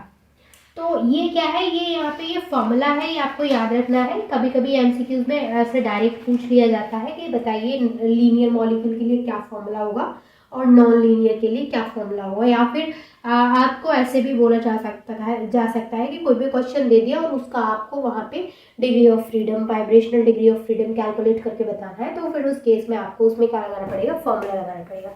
अब देखिए इतनी सारी चीजें जो मैंने आपको बताई, अब सबसे इम्पोर्टेंट आपको मैं एक टेबल बनवाती हूँ, छोटी सी टेबल है, ठीक है, बिना देखे मत जाना टेबल को। क्यों, क्योंकि टेबल क्या है, इंपॉर्टेंट है। टेबल अगर आपने याद कर ली तो क्वेश्चन ये समझो कि डिग्री ऑफ फ्रीडम के तो सारे क्वेश्चंस आप सॉल्व कर पाएंगे। कैसे भाई, चलिए समझ लेते हैं। टेबल जो है यहाँ पे, कौन सी टेबल है ये, जिस पे बैठ के आप चाय पीते हैं, नो वो वाली टेबल है, नहीं दूसरी टेबल है। सबसे पहले हम यहाँ पे सिस्टम लेते हैं, फिर हम यहाँ पे बात करते हैं ट्रांसलेशनल। अच्छी बना रही हूँ, अच्छे राइटिंग में टेबल, ठीक है। आप भी परेशान हो गए हो गंदा राइटिंग देखते हुए, इसलिए मैं अच्छा राइटिंग लिख रही हूँ। देखो ट्रांसलेशनल एनर्जी की बात करेंगे यहाँ पे हम, sorry translational degree of freedom की बात करेंगे, यहाँ पे रोटेशनल डिग्री ऑफ फ्रीडम की बात करेंगे, यहाँ पे वाइब्रेशनल डिग्री ऑफ फ्रीडम की बात करेंगे, एंड बच्चों यहाँ पे टोटल डिग्री ऑफ फ्रीडम की बात करेंगे। टोटल ऑफ नहीं, total degree of, total degree, कौन सी डिग्री है ये, वो डिग्री है जो आप पढ़ रहे हैं ना, उसको जो लास्ट में जो आपको डिग्री मिलेगी वही है। चलिए ये बनेगी प्यारी सी टेबल।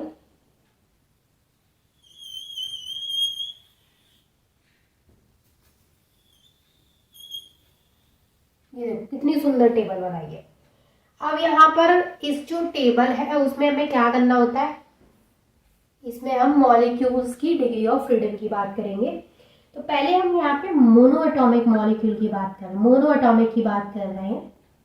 मोनो एटॉमिक के केस में जो यहाँ पे ट्रांसलेशनल डिग्री ऑफ फ्रीडम होती है बच्चों, वो 3 होती है। इसके केस में 0 होती है, इसके केस में 0, इसके केस में टोटल डिग्री ऑफ फ्रीडम जो होगी यहाँ पे वो क्या होगी, 3, ठीक है। डाई एटॉमिक के केस में क्या होती है, डाई एटॉमिक के केस में ये 3, ये 2, ये 1, ये 6। अच्छा यहाँ पे लीनियर के केस में क्या होगी, लीनियर पॉलीएटॉमिक की बात चल रही है, लीनियर की बात चल रही है, यानी कि पॉलीएटॉमिक की बात चल रही है। तो यहाँ पे होगी 3, 2, इसको निकालेंगे 3n-5 से, तो आ जाएगी ये टोटल होगी 3n। यहाँ पे नॉन लीनियर की बात कर रहे हैं हम, लेकिन पॉलीएटॉमिक के लिए नॉन लीनियर सिस्टम की बात कर रहे हैं, लेकिन कैसा है वो, पॉलीएटॉमिक है।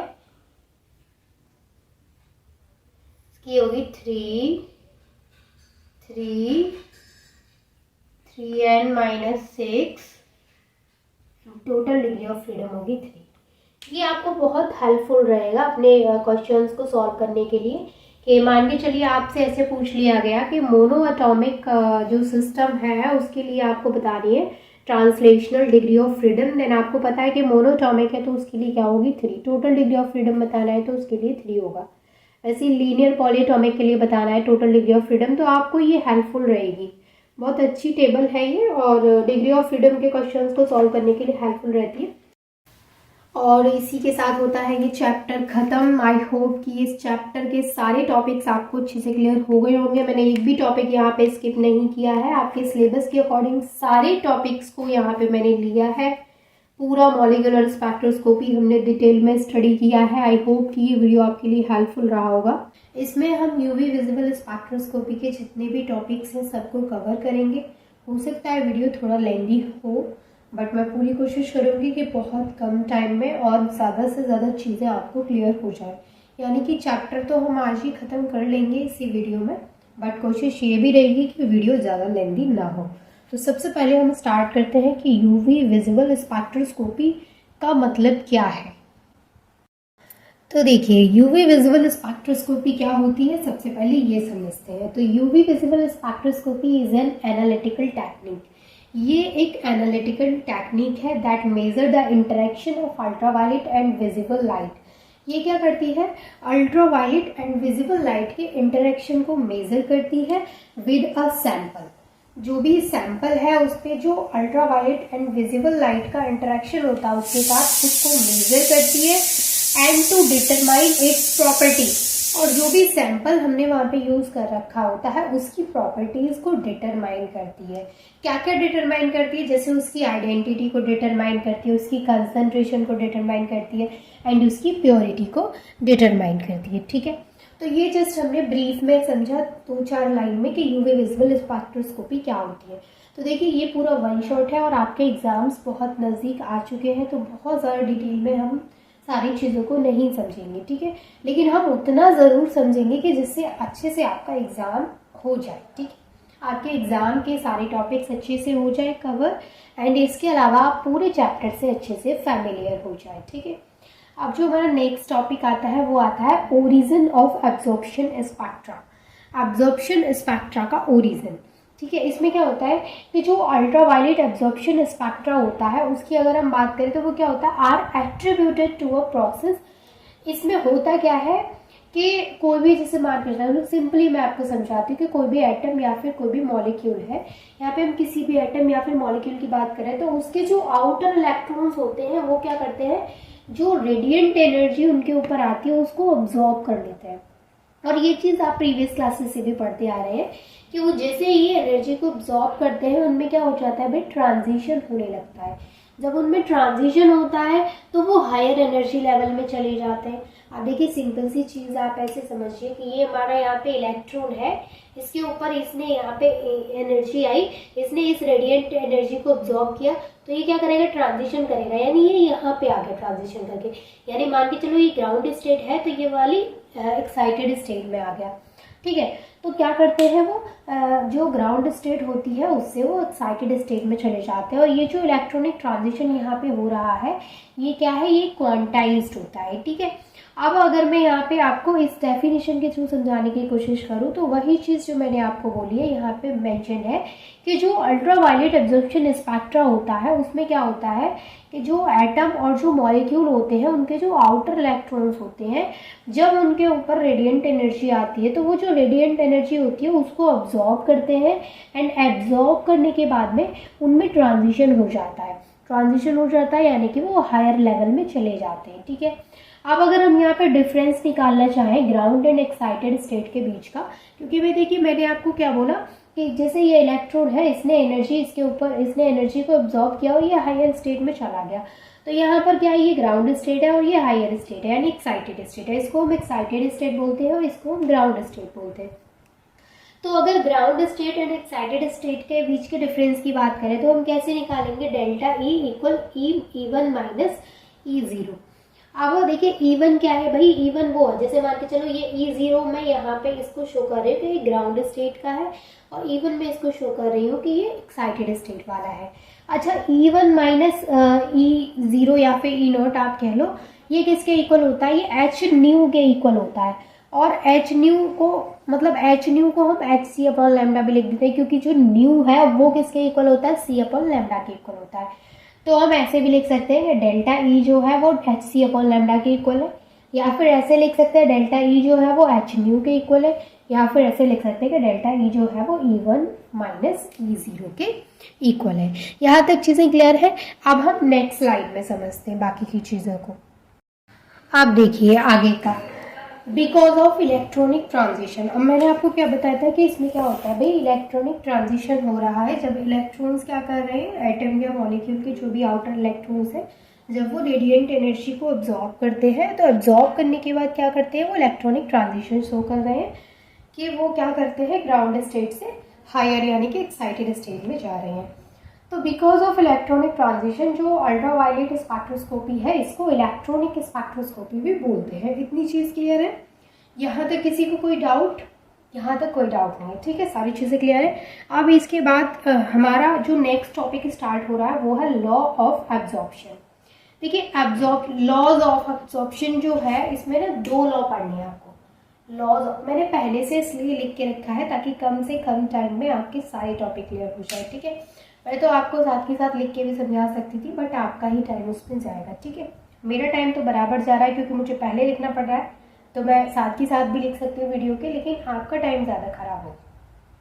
तो लॉज ऑफ एब्जॉर्प्शन में ना 2 लॉ पढ़ने होते हैं। एक तो होता है बीयर्स लॉ और दूसरा होता है इसमें लैम्बर्ट्स लॉ। देखिए फिर बीयर्स लॉ हमको पहले अलग पढ़ना है, फिर लैम्बर्ट्स लॉ हमको अलग पढ़ना है। फिर क्या होता है हम दोनों को मर्ज कर लेंगे तो एक इक्वेशन निकल के आएगी, वो मैं आपको आगे बताऊंगी। पर पहले हम क्या करेंगे, बीयर्स लॉ को अलग से पढ़ेंगे, फिर हम लैम्बर्ट्स लॉ को अलग से पढ़ेंगे, फिर जो हम दोनों को मिला के लॉ को पढ़ते हैं उसको बोलते हैं बीयर लैम्बर्ट्स लॉ। आपने कई बार देखा होगा कि ऐसे नहीं पूछा जा रहा है बीयर्स लॉ बताइए, ऐसे नहीं पूछा जा रहा है लैम्बर्ट्स लॉ बताइए, पूरा कैसे पूछा जा रहा है बीयर लैम्बर्ट्स लॉ को बताइए। तो फिर आपको उसमें इन दोनों लॉज को कंबाइन करना पड़ेगा, ठीक है। जब बीयर लैम्बर्ट्स लॉ की बात आती है दैट मीन्स कि दोनों लॉज वहां पे आपको बताने पड़ेंगे, ठीक है। तो हम 1 बाय 1 दोनों लॉ को समझते हैं एंड देन फिर मैं आपको बताऊंगी कि कहाँ से मर्ज होके एक इक्वेशन आती है जो कि दोनों लॉज के लिए सेम होती है, ठीक है। तो अब जैसे बीयर्स लॉ की हम बात करें तो बीयर्स लॉ जो होता है वो क्या कहता है, देखिए बीयर एक अलग साइंटिस्ट थे, लैम्बर्ट एक अलग साइंटिस्ट थे, दोनों साइंटिस्ट ने अलग अलग एब्जॉर्प्शन के लिए लॉ दिए थे। तो बीयर्स लॉ कहता है when a beam of monochromatic light, monochromatic light means एक ही तरह की लाइट गिर रही है, is passed through a homogeneous solution, एक ऐसा सॉल्यूशन है जो कि होमोजेनियस सॉल्यूशन है, उससे एक मोनोक्रोमैटिक लाइट गुजर रही है। तो ये क्या बोलता है कि the rate decrease in intensity of light, जो भी लाइट की इंटेंसिटी है उसमें उसकी जो रेट है, लाइट की इंटेंसिटी की जो रेट है उसमें जो डिक्रीमेंट हो रहा है, इसके साथ साथ विद रिस्पेक्ट टू कंसंट्रेशन, उसकी कंसंट्रेशन के साथ साथ जो उसकी इंटेंसिटी है लाइट की उसमें जो डिक्रीमेंट हो रहा है वो किसके डायरेक्टली प्रोपोर्शनल होता है, वो जो लाइट उस पर आ रही है उसकी इंटेंसिटी के डायरेक्टली प्रोपोर्शनल होता है। Again I repeat, the rate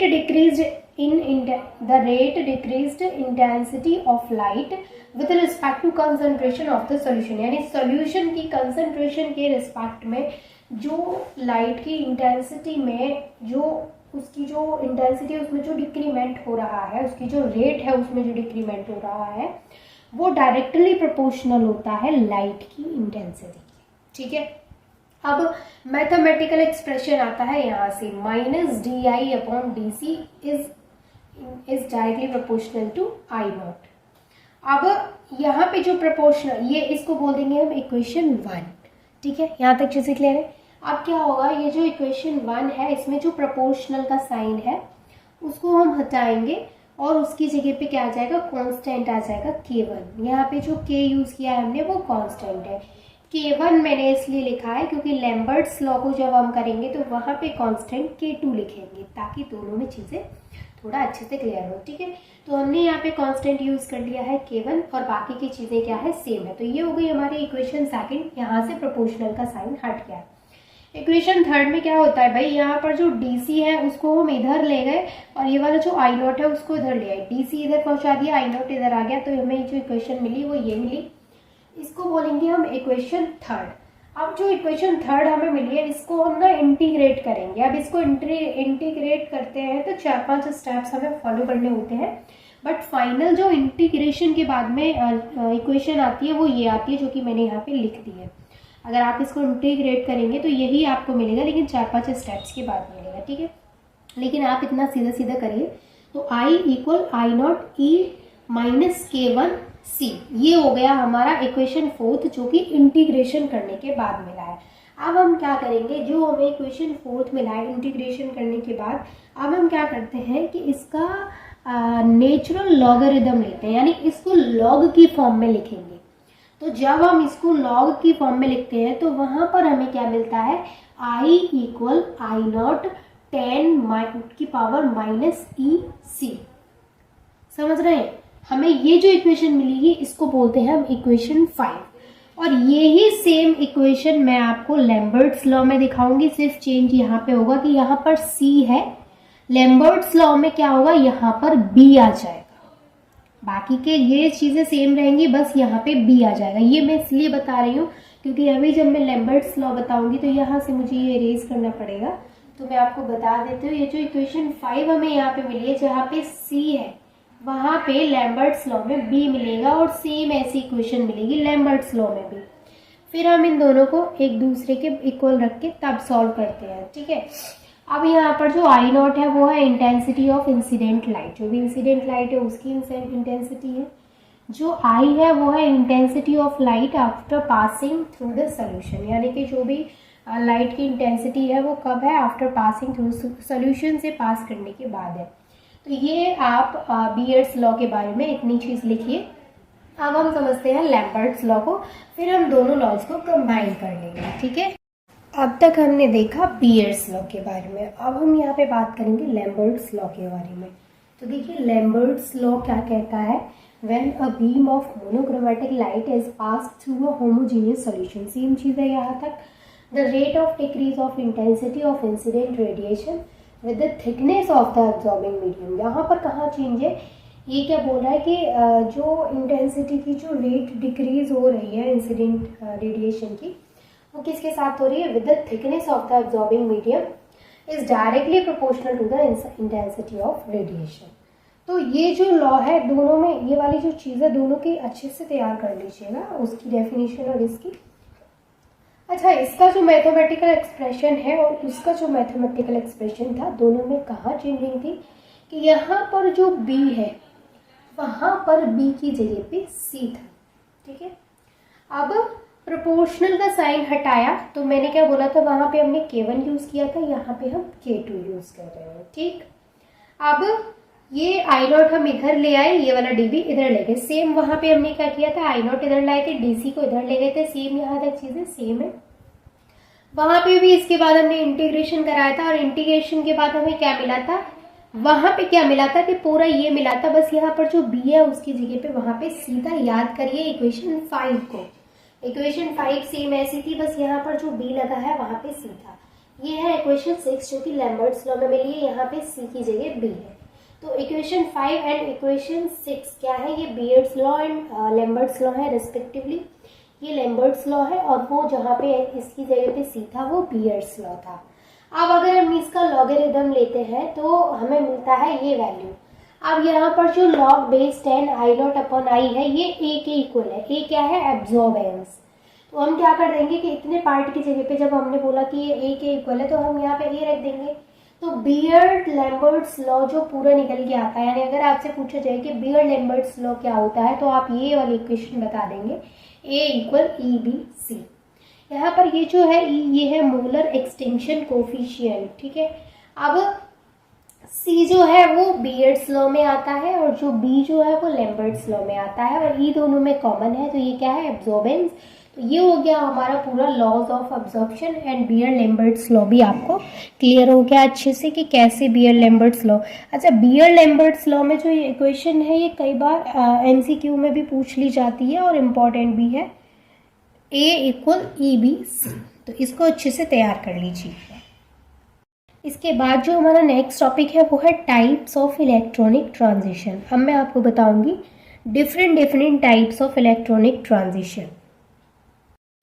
अब मैं आपके साथ यहाँ पे डिस्कस करूँगी टाइप्स ऑफ इलेक्ट्रॉनिक ट्रांजिशन। देखिए भाई, जो इलेक्ट्रॉनिक ट्रांजिशन है इसके बहुत सारे टाइप्स होते हैं, मतलब बहुत सारे कितने होते हैं मैं आपको बताऊंगी। मैं इसके 4 टाइप्स अब बताऊंगी मैं आपको यहाँ पे, और ये जो डायग्राम है उसके थ्रू मैं आपको चीज़ों को एक्सप्लेन करूँगी, चीज़ों को समझाऊँगी, लेकिन आपको अपनी लैंग्वेज में कैसे लिखना है वो आप तय करेंगी कि आपको इसको कैसे अपनी लैंग्वेज में ट्रांसलेट करना है और लिखना है, ठीक है।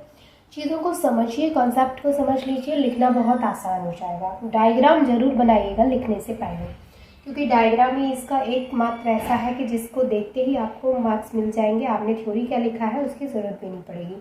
देखिए, सबसे पहला जो हमारा टाइप होता है इलेक्ट्रॉनिक ट्रांजिशन का वो होता है, देखिए ये है सिग्मा, ये पाई है, ये एन है, ये पाई स्टार है, ये सिग्मा स्टार है। अब देखिए भाई, पहला जो यहाँ पे ट्रांजिशन होता है वो होता है सिग्मा से सिग्मा स्टार में। तो फर्स्ट टाइप का ट्रांजिशन यहाँ से होगा, किसमें, यहाँ से यहाँ पर होगा। तो ये होगा हमारा फर्स्ट टाइप का ट्रांजिशन। मैं यहाँ पे लिख दूँ, ये फर्स्ट टाइप का ट्रांजिशन है जो कि क्या है, सिग्मा से सिग्मा स्टार में हो रहा है, सिग्मा से सिग्मा स्टार में हो रहा है। इस ट्रांजिशन को होने के लिए सबसे ज़्यादा एनर्जी चाहिए, यानी ये वाला जो ट्रांजिशन है सिग्मा से सिग्मा स्टार में, इसको करने के लिए हायर एनर्जी की ज़रूरत होती है। और ये जो ट्रांजिशन होता है ये एल्केन्स में देखने को मिलता है, क्योंकि एल्केन्स में क्या होता है, सारे सिग्मा बॉन्ड होते हैं। तो this is the only transition available in alkanes. तो इसका एग्जाम्पल आप लिख सकते हैं कि जो सिग्मा से सिग्मा स्टार ट्रांजिशन होता है वो एल्केन्स में देखने के लिए मिलता है, ठीक है। और भाई इसमें होता क्या है, सिग्मा से सिग्मा स्टार में इलेक्ट्रॉन मूव करेगा, मतलब इलेक्ट्रॉन ट्रांजिशन करेगा। अब एक और चीज़ आपको बताऊंगी, यहाँ पर जो है, ये जो है सिग्मा स्टार वाला, ये है हमारे बॉन्डिंग, ठीक है। और पाई स्टार वाला भी क्या है हमारा, ये सिग्मा बॉन्डिंग है, ये पाई बॉन्डिंग। और जो ये वाले जो एन वाले हैं ये है नॉन बॉन्डिंग, ये नॉन बॉन्डिंग इलेक्ट्रॉन है, ये नॉन बॉन्डिंग इलेक्ट्रॉन है। अच्छा, जो पाई स्टार है ये किस में आएगा भाई, ये आएगा एंटी बॉन्डिंग में। और सिग्मा स्टार भी किस में आएगा, एंटी बॉन्डिंग में। तो ये एंटी बॉन्डिंग में आएंगे, दोनों एंटी बॉन्डिंग। ऊपर वाला भी किस में आएगा, ये भी एंटी बॉन्डिंग, ठीक है। तो पहले टाइप का आपका जो ट्रांजिशन है वो क्लियर हुआ। पहले टाइप का जो ट्रांजिशन है वो है सिग्मा से सिग्मा स्टार ट्रांजिशन, जो कि एल्केन्स में देखा जाता है और इसके लिए सबसे ज़्यादा एनर्जी की रिक्वायरमेंट होती है। दूसरे टाइप का ट्रांजिशन जो होता है भाई वो होता है एन से सिग्मा स्टार में, ये होता है सेकेंड टाइप का ट्रांजिशन। सेकेंड टाइप का जो ट्रांजिशन होता है वो होता है एन से, ये है हमारा, मैं यहाँ लिख देती हूँ, सेकेंड टाइप का ट्रांजिशन जो होता है एन से सिग्मा स्टार में। ये था सिग्मा से सिग्मा स्टार, ये है एन से सिग्मा स्टार में। देखिए भाई, इसमें क्या होता है, ये जो ट्रांजिशन होता है इसमें इस वाले ट्रांजिशन से कम एनर्जी चाहिए, क्योंकि देखिए ये यहाँ से यहाँ जा रहा है तो इसमें इतनी ज़्यादा एनर्जी की रिक्वायरमेंट है, जबकि ये सिर्फ यहाँ से यहाँ जा रहा है तो इसमें इससे कम एनर्जी की रिक्वायरमेंट होती है। तो इसमें जो एनर्जी होती है वो कम चाहिए होती है। एंड यहाँ पर जो एन है उसका मतलब है नॉन बॉन्डिंग इलेक्ट्रॉन से, ठीक है। ये वाला जो ट्रांजिशन होता है सेकेंड टाइप का ट्रांजिशन, ये किस किस में देखने को मिलता है, ये देखने को मिलता है सैचुरेटेड हैलाइड्स में, अल्कोहल्स में, ईथर्स में, एल्डिहाइड्स में, कीटोन्स में एंड एमीन्स में, ठीक है। तो ये एग्जाम्पल्स कृपया करके लिख लीजिए जो मैंने बोले हैं, क्योंकि मेरे पास बोर्ड पे इतनी स्पेस नहीं है। मैं यहाँ पे लिख तो सकती हूँ पर सारी चीज़ें इतनी भरी भरी सी हो जाएंगी कि फिर मैं बाकी की चीज़ें आपको नहीं समझा पाऊँगी। तो जो एग्जाम्पल मैंने बोले हैं उनको फिर से वीडियो को एक बार पॉज करके लिख लीजिए, ठीक है। थर्ड टाइप का जो हमारा ट्रांजिशन होता है इलेक्ट्रॉनिक ट्रांजिशन, वो होता है पाई से पाई स्टार में। तो ये पाई से पाई स्टार में कहाँ से होगा भाई, यहाँ है पाई स्टार और यहाँ से होगा पाई से पाई स्टार में। तो ये है हमारा थर्ड टाइप का ट्रांजिशन जो कि पाई से पाई स्टार में हो रहा है। अच्छा, ये जो थर्ड टाइप का ट्रांजिशन यहाँ पे हमें देखने को मिल रहा है पाई से पाई स्टार में, इस ट्रांजिशन में हमें इस ट्रांजिशन के कंपैरिजन में इस वाले ट्रांजिशन में कम एनर्जी की ज़रूरत होती है, ठीक है। उसमें ज़्यादा एनर्जी की ज़रूरत होती है, इस वाले में इसमें कम एनर्जी की ज़रूरत होती है। तो ये इनके एनर्जी के बेसिस पर मैं आपको बता रही हूँ। पहले सबसे ज़्यादा हायर एनर्जी की नीड इसमें होती है, फिर उससे कम इसमें, फिर उससे कम इसमें होती है। चलिए इसके कुछ एग्जांपल्स आपको लिखवा दूँ। तो ये जो हमारा पाई से पाई स्टार ट्रांजिशन होता है, आपको पता है कि पाई बॉन्ड है तो मतलब वो एल्कीन्स में मिलेंगे, ठीक है। तो in simple alkene several transitions are possible, मतलब सिंपल एल्कीन्स जो होती है उनमें कई तरीके के ट्रांजिशन पॉसिबल होते हैं, बट जो लोएस्ट एनर्जी ट्रांजिशन होता है वो पाई से पाई स्टार ट्रांजिशन होता है, ठीक है। यहाँ तक चीज़ें क्लियर है। आप देखिए लास्ट और जो फोर्थ टाइप का ट्रांजिशन होता है वो होता है एन से किसके पास में होगा, एन से पाई स्टार के पास में होगा। तो ये होता है हमारा फोर्थ टाइप का ट्रांजिशन जिसमें कि सबसे कम एनर्जी की जरूरत होती है। यह फोर्थ टाइप का एन से पाई स्टार ट्रांजिशन। एन से पाई स्टार ट्रांजिशन जो है वो उसमें सबसे कम, क्योंकि इतनी सी जगह है, मतलब इतनी सी, ऐसे मैंने तो जस्ट डायग्राम में आपको समझा रखा है, बस चीज़ों को ऐसे समझिए कि सबसे कम इसमें एनर्जी की ज़रूरत है, सबसे कम गैप यहाँ पे दिख रहा है, मतलब सबसे कम एनर्जी की जो ज़रूरत होती है वो इसी ट्रांजिशन में होती है। और इस ट्रांजिशन के अगर मैं आपको एग्जाम्पल बताऊं तो इस ट्रांजिशन में क्या क्या एग्जाम्पल्स हो सकते हैं उनको भी नोट करिएगा, बताती हूँ। ये जो ट्रांजिशन है वो आपको देखने को मिलेगा सैचुरेटेड एलिफैटिक कीटोन्स में, एन से पाई स्टार वाला, ठीक है। तो ये हमने आपको कुछ चीज़ें समझा the types of electronic transition के बारे में। अब ये जो चीज़ें मैंने आपको बताई हैं इनको कृपया करके अपनी लैंग्वेज में अपनी लैंग्वेज में लिख लीजिएगा। अच्छा, मैं एक चीज़ और आपको करवाती हूँ जो कि मैं अभी आपको लिखवा देती हूँ, क्या कि जो भी मैंने यहाँ पे आपको एनर्जी का ऑर्डर बताया है कि सबसे ज़्यादा एनर्जी किस में चाहिए, उससे कम एनर्जी किस में चाहिए और उससे कम एनर्जी कौन से ट्रांजिशन में चाहिए, वो ऑर्डर आपको लिखवा देती हूँ। सबसे ज़्यादा जो एनर्जी की रिक्वायरमेंट है वो है सिग्मा से सिग्मा स्टार ट्रांजिशन में। उससे कम जो रिक्वायरमेंट है वो है एन से सिग्मा स्टार ट्रांजिशन में। उससे भी कम अगर एनर्जी की रिक्वायरमेंट है तो वो है पाई से पाई स्टार ट्रांजिशन में। उससे भी कम की अगर हम बात करें तो वो है एन से पाई स्टार में। तो ये जो ऑर्डर है भाई इसको याद कर लीजिए एमसीक्यू के पॉइंट ऑफ व्यू से, और अगर थ्योरी हुआ तो फिर तो थ्योरी में हमें सारे मेन पॉइंट्स को इंक्लूड करना होता ही है, ठीक है। तो ये यहाँ पे हमने किसके बारे में बात कर ली, टाइप्स ऑफ इलेक्ट्रॉनिक ट्रांजिशन के बारे में बात कर ली।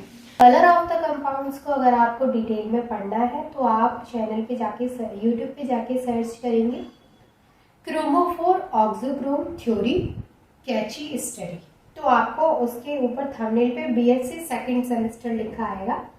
तो वो क्या है कि आपके बीएससी सेकंड सेमेस्टर में भी है, और अगर आप पढ़ के आए हैं तो आपको पता है, आपको उसको देखने की जरूरत नहीं है, और डेफिनेटली आप उसको पढ़ के ही आए होंगे तभी आप बीएससी फोर्थ सेमेस्टर में आए हैं। तो मैं उसको ज़्यादा यहाँ पे करवा भी नहीं रही हूँ, थोड़ा सा आपको एक आइडिया दे देती हूँ। अगर आपने पहले पढ़ रखी होगी तो थोड़ा आपका रिविजन हो जाएगा कि जो क्रोमोफोर ऑक्सोक्रोम थ्योरी होती है वो ये कहती है कि कोई भी कंपाउंड जो है वो अगर कलर शो कर रहा है तो उसमें जो ग्रुप प्रेजेंट होता है वो क्रोमोफोर ग्रुप प्रेजेंट होता है, इसलिए वो कलर को शो कर रहा है। और ऐसे कंपाउंड जिनमें क्रोमोफोर ग्रुप प्रेजेंट होते हैं उन कंपाउंड्स को क्या बोलते हैं भाई, क्रोमोजन बोलते हैं, है ना। ऐसे कंपाउंड्स जिनमें क्रोमोफोर ग्रुप प्रेजेंट है उन कंपाउंड्स को क्या बोलेंगे, जिनमें क्रोमोफोर ग्रुप प्रेजेंट है उन कंपाउंड्स को बोलेंगे क्रोमोजन। और कोई भी कंपाउंड अगर कलर शो कर रहा है तो वो उसमें क्या है, क्रोमोफोर ग्रुप जुड़े हुए हैं, इसलिए वो कलर शो कर रहा है। लेकिन ऐसा देखा गया बाद में, मैंने आपको बताया था ओटो विट नाम के साइंटिस्ट थे जिन्होंने एक क्रोमोफोर ऑक्सोक्रोम थ्योरी दी थी। तो विट जो थे उन्होंने बाद में एक और चीज़ बताई कि कहीं कहीं किसी किसी कंपाउंड में ऐसा भी देखा गया कि उसमें क्रोमोफोर के अलावा अलग ग्रुप्स हैं और वो क्या कर रहे हैं, मतलब क्रोमोफोर के अलावा जो अलग ग्रुप्स हैं वो क्रोमोफोर के साथ है। क्रोमोफोर ग्रुप तो उसमें है ही, लेकिन क्रोमोफोर के अलावा जो अलग ग्रुप्स हैं जिनको कि हम क्रोमोफोर ग्रुप नहीं कह रहे हैं, वो ग्रुप्स क्या कर रहे हैं, जो क्रोमोफोर जो कलर दे रहे हैं उस कलर को और ज़्यादा एनहेंस कर रहे हैं, उस कलर को और ज़्यादा डीप कर रहे हैं, उस कलर को और ज़्यादा डीपन कर रहे हैं। तो उन ग्रुप्स को क्या नाम दिया था, जो ऑटो विट थे उन्होंने क्या नाम दिया था उन ग्रुप्स को, ऑक्सोक्रोम। तो ऐसे ग्रुप्स क्या बोले जाते हैं भाई, ऑक्सोक्रोम बोले जाते हैं। अब ऑक्सोक्रोम का बहुत बड़ा रोल है, क्यों भाई, अब आप बोलेंगे देखिए ऑक्सोक्रोम जो कलर शो कर रहे हैं, ऑक्सोक्रोम आप सिंगली कोई कलर नहीं दे रहे हैं, लेकिन जब ये ऑक्सोक्रोम क्रोमोफोर के साथ मिलते हैं तो ये कलर को और एनहेंस करते हैं और डीप करते हैं। फॉर एग्जाम्पल बेंजीन जो होती है वो कलरलेस होती है क्योंकि इसमें कोई भी क्रोमोफोरिक ग्रुप नहीं होता है। मैं यहाँ पे बता दूं एग्जाम्पल, जो बेंजीन है वो क्या है भाई, कलरलेस है। कलरलेस है क्योंकि इसमें नो क्रोमोफोरिक ग्रुप, मैंने सीजी लिखा है मतलब क्रोमोफोरिक ग्रुप मतलब है इसका, ठीक है। तो बेंजीन जो होती है वो कलरलेस होती है क्योंकि उसमें कोई क्रोमोफोरिक ग्रुप नहीं होता। लेकिन अगर हम बात करें नाइट्रोबेंजीन की तो वो पेल येलो होती है। अगर हम नाइट्रोबेंजीन की बात कर रहे हैं, नाइट्रोबेंजीन तो वो क्या होती है, पेल येलो कलर की होती है।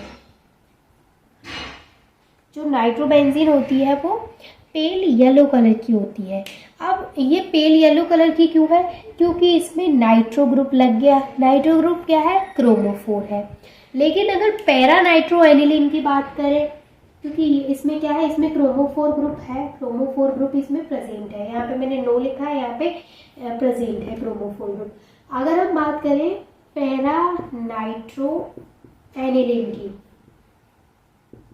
अगर हम बात करें पैरा नाइट्रो एनिलीन की, तो इसका जो कलर होता है वो डार्क येलो कलर होता है। इसका जो कलर होता है वो होता है डार्क येलो। तो भाई इसका डार्क येलो कलर क्यों होता है, क्योंकि इसमें क्रोमोफोर ग्रुप तो लगा ही है, नाइट्रो ग्रुप क्रोमोफोर ग्रुप तो लगा है, लेकिन इसमें NH2 ग्रुप जो जुड़ा है वो ऑक्सोक्रोम ग्रुप है। इसमें जो NH2 ग्रुप जुड़ा है वो क्या है, ऑक्सोक्रोम ग्रुप है, ऑक्सोक्रोम ग्रुप है, जिसकी वजह से इसका जो कलर है वो डार्क हो गया है। तो एग्जाम्पल की हेल्प से आई होप कि थोड़ा थोड़ा चीज़ें क्लियर हो रही होंगी कि इसमें जो ग्रुप जुड़ गया है वो ऑक्सोक्रोम ग्रुप है। तो ऑक्सोक्रोम ग्रुप जब क्रोमोफोर ग्रुप के साथ मिलते हैं, उनके साथ जुड़ते हैं, तो उनके साथ जुड़ने के बाद जो कलर होता है उसको डार्क करते हैं, उसको और डीपन करते हैं। यहाँ तक चीज़ें क्लियर हैं। और डिटेल में पढ़ना है तो आप क्रोमोफोर ऑक्सोक्रोम थ्योरी को पढ़ सकते हैं। अब आता है change in the position and intensity of absorption band. इसमें हमें क्या पढ़ना है, बैथोक्रोमिक शिफ्ट पढ़ना है, हिप्सोक्रोमिक शिफ्ट पढ़ना है। ठीक है, देखिए बैथोक्रोमिक शिफ्ट जो है इसको रेड शिफ्ट भी बोला जाता है, और सेम हिप्सोक्रोमिक शिफ्ट जो है इसको ब्लू शिफ्ट भी बोला जाता है। ठीक है, तो इन दोनों के अलग अलग जो नाम है उनको भी याद करिएगा, इस नाम से भी पूछा जा सकता है।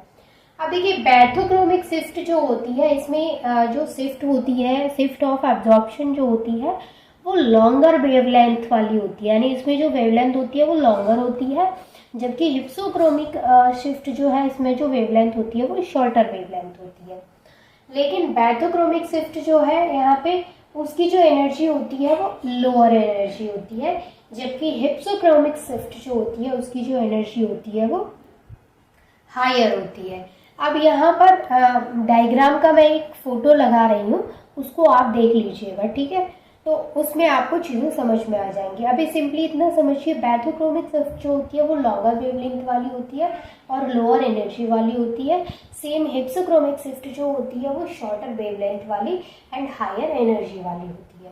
बैथोक्रोमिक शिफ्ट को रेड शिफ्ट भी बोला जाता है एंड सेम हिप्सोक्रोमिक शिफ्ट को ब्लू शिफ्ट भी बोला जाता है। ठीक है, ये बात हो गई हमारी जो बैथोक्रोमिक और हिप्सोक्रोमिक शिफ्ट है उस पर।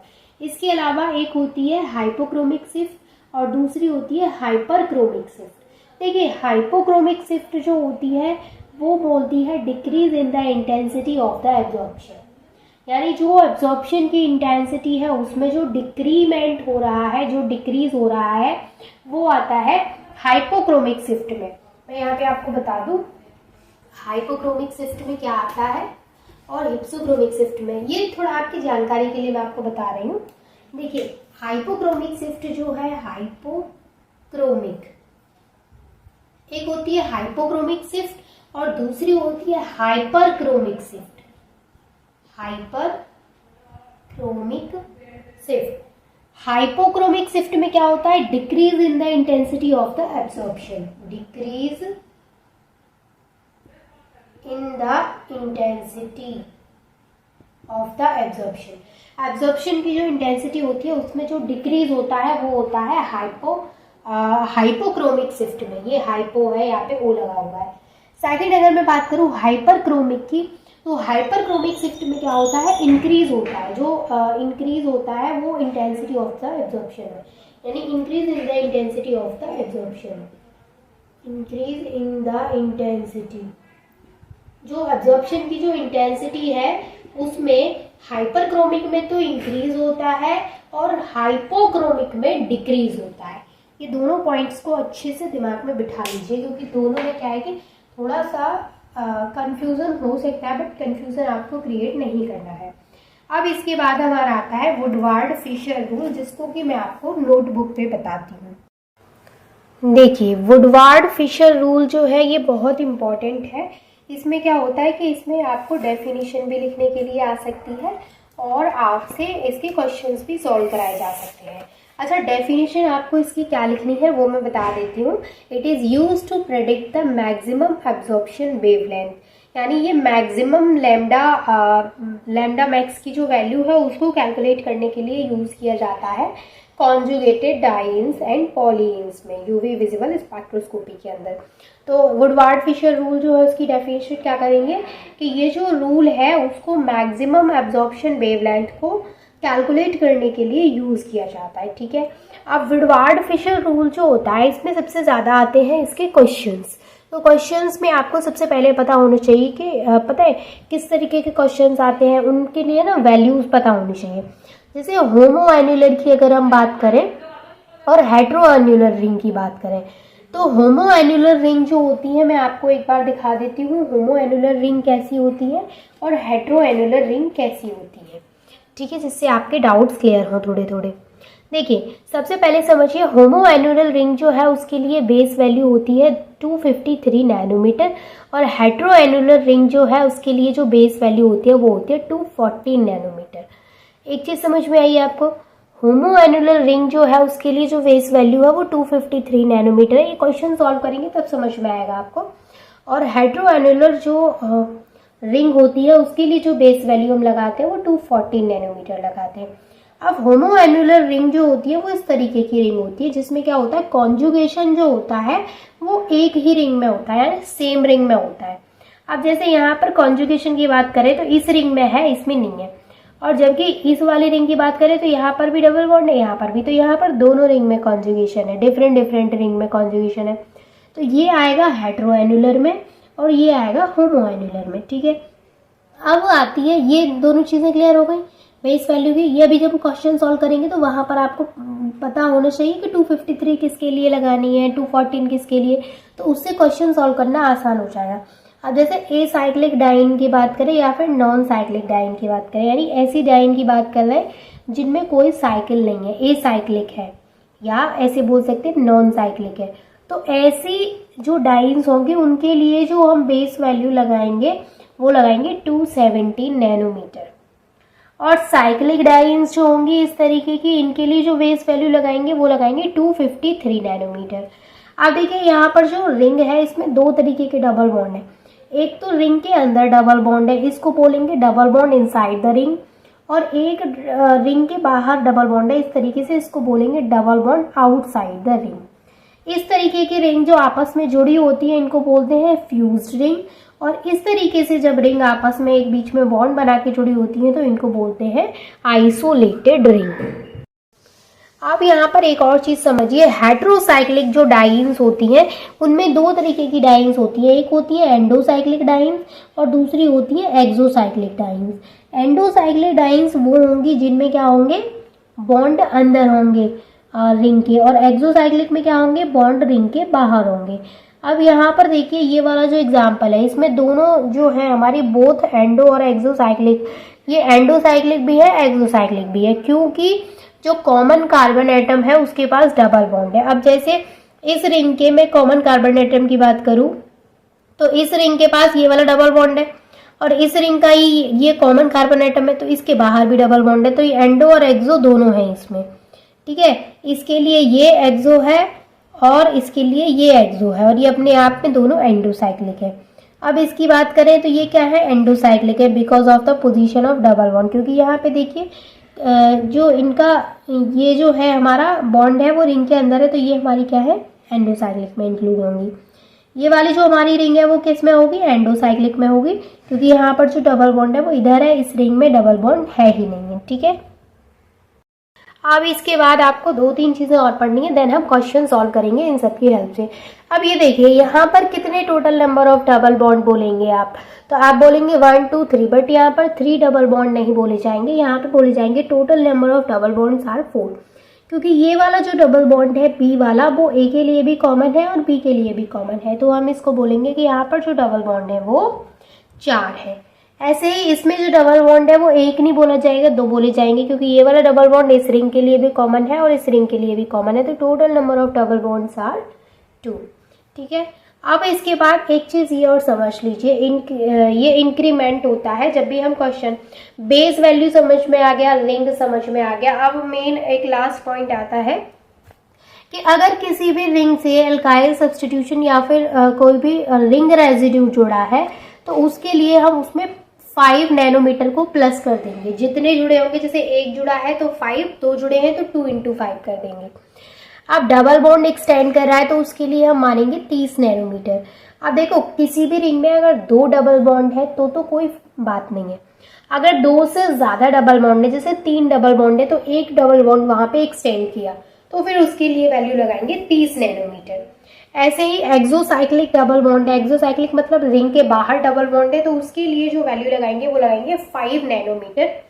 एंड सेम पोलर सब्स्टिट्यूएंट कोई जुड़ा है, जैसे क्लोरीन जुड़ा है, ब्रोमीन जुड़ा है, तो उसके लिए 5 और ये अदर ग्रुप्स जुड़े हैं तो सबके आगे हमने वैल्यूज लिख रखी हैं, ये वैल्यूज हम वहाँ पे जोड़ देंगे। ठीक है, अब करते हैं क्वेश्चन सॉल्व। देखिए, अब हम यहाँ पे क्वेश्चन कैसे सॉल्व करेंगे। मान के चलिए हमारे पास इस तरीके का क्वेश्चन आया, तो सबसे पहले ये देखिए, ये हमारी क्या है, ए साइक्लिक है, इसमें कोई साइकिल तो नहीं है। और मैंने आपको क्या बताया था कि ए साइक्लिक रिंग जो होगी, यानी जिसमें कोई भी साइक्लिक नहीं है, तो उसके लिए जो बेस वैल्यू हम क्या यूज करेंगे, 217 यूज करेंगे। ऑलरेडी मैंने आपको बता दिया है। आपको समझ में आ रहा है बेस वैल्यू कहाँ पे यूज होने वाली है। अब थोड़ा थोड़ा चीजें क्लियर हो रही होंगी। तो यहाँ पर जो हम सबसे पहले हम ये साइकिल देखेंगे कि वो ए साइक्लिक है, साइक्लिक है। ए साइक्लिक है तो हमने उसके लिए वैल्यू लगा दी 217।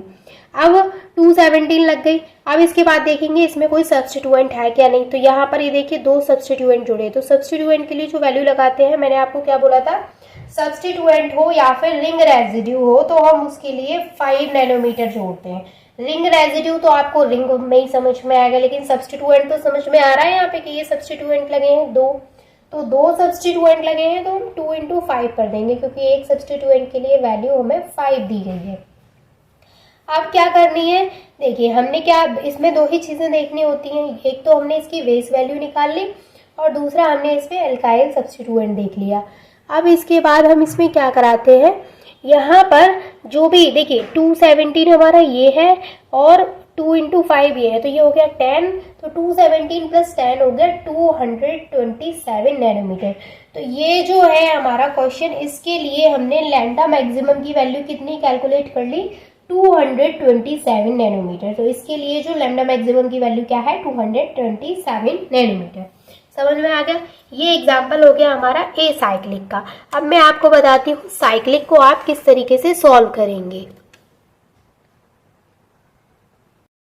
अब मान के चलिए कि आपके पास दूसरा जो एग्जाम्पल है वो इस तरीके का है। तो इसमें सबसे पहले आप क्या करेंगे, रिंग रेजिड्यू फाइंड करेंगे। तो ये एक तो यहाँ से ब्रेक हो जाएगा, एक यहाँ से ब्रेक हो जाएगा। तो इसमें जो रिंग रेजिड्यू है वो एक तो ये हो गया, एक ये हो गया, 2 रिंग रेजिड्यू हो गए। सबसे पहले अब ये रिंग रेजिड्यू हो गए। अब ये बताइए ये ए साइक्लिक है या फिर साइक्लिक है। तो ये जो हमारे डाइइन है, यहाँ से इस तरीके से कॉन्जुगेशन देखेंगे, ये रिंग रेजिड्यू यहाँ पे मिल गया, तो ये क्या है, ए साइक्लिक डाइइन है। तो ए साइक्लिक के लिए हम क्या लगाते हैं, यहाँ पे देखिए साइक्लिक नहीं है, ये ए साइक्लिक है, क्योंकि यहाँ से रिंग रेजिड्यू हो गया और ये जो कॉन्जुगेशन है वो यहाँ से जा रहा है इधर, इसमें कॉन्जुगेशन देखेंगे इस तरीके से। तो इसके लिए बेस वैल्यू 217 आ गया। 1 एक सब्स्टिट्यूएंट जुड़ा है यहाँ पे, ये वाला CH3, उसके लिए 5 लगा दी और 2 रिंग रेजिड्यू। और रिंग रेजिड्यू के लिए वैल्यू क्या होती है, एक रिंग रेजिड्यू के लिए होती है 5, 2 के लिए क्या हो गई 10, 2 × 5 कर देंगे, तीनों को प्लस कर देंगे। तो इसके लिए जो लैम्डा मैक्सिमम की वैल्यू आ गई वो आ गई 232 नैनोमीटर। ठीक है, अब यहाँ पर हमने एक और एग्जाम्पल ले लिया है ये वाला। अब ये आप देख सकते हैं ये हमारा होमो एन्यूलर का एग्जाम्पल है, क्योंकि कॉन्जुगेशन एक ही रिंग में है, सेम रिंग में है। तो भाई इसमें क्या करेंगे, होमो एन्यूलर के लिए हमने आपको क्या बताया था, ये ए साइक्लिक तो नहीं है, साइक्लिक है, तो इसके लिए जो वैल्यू लगाएंगे हम बेस वैल्यू वो हो गया 253।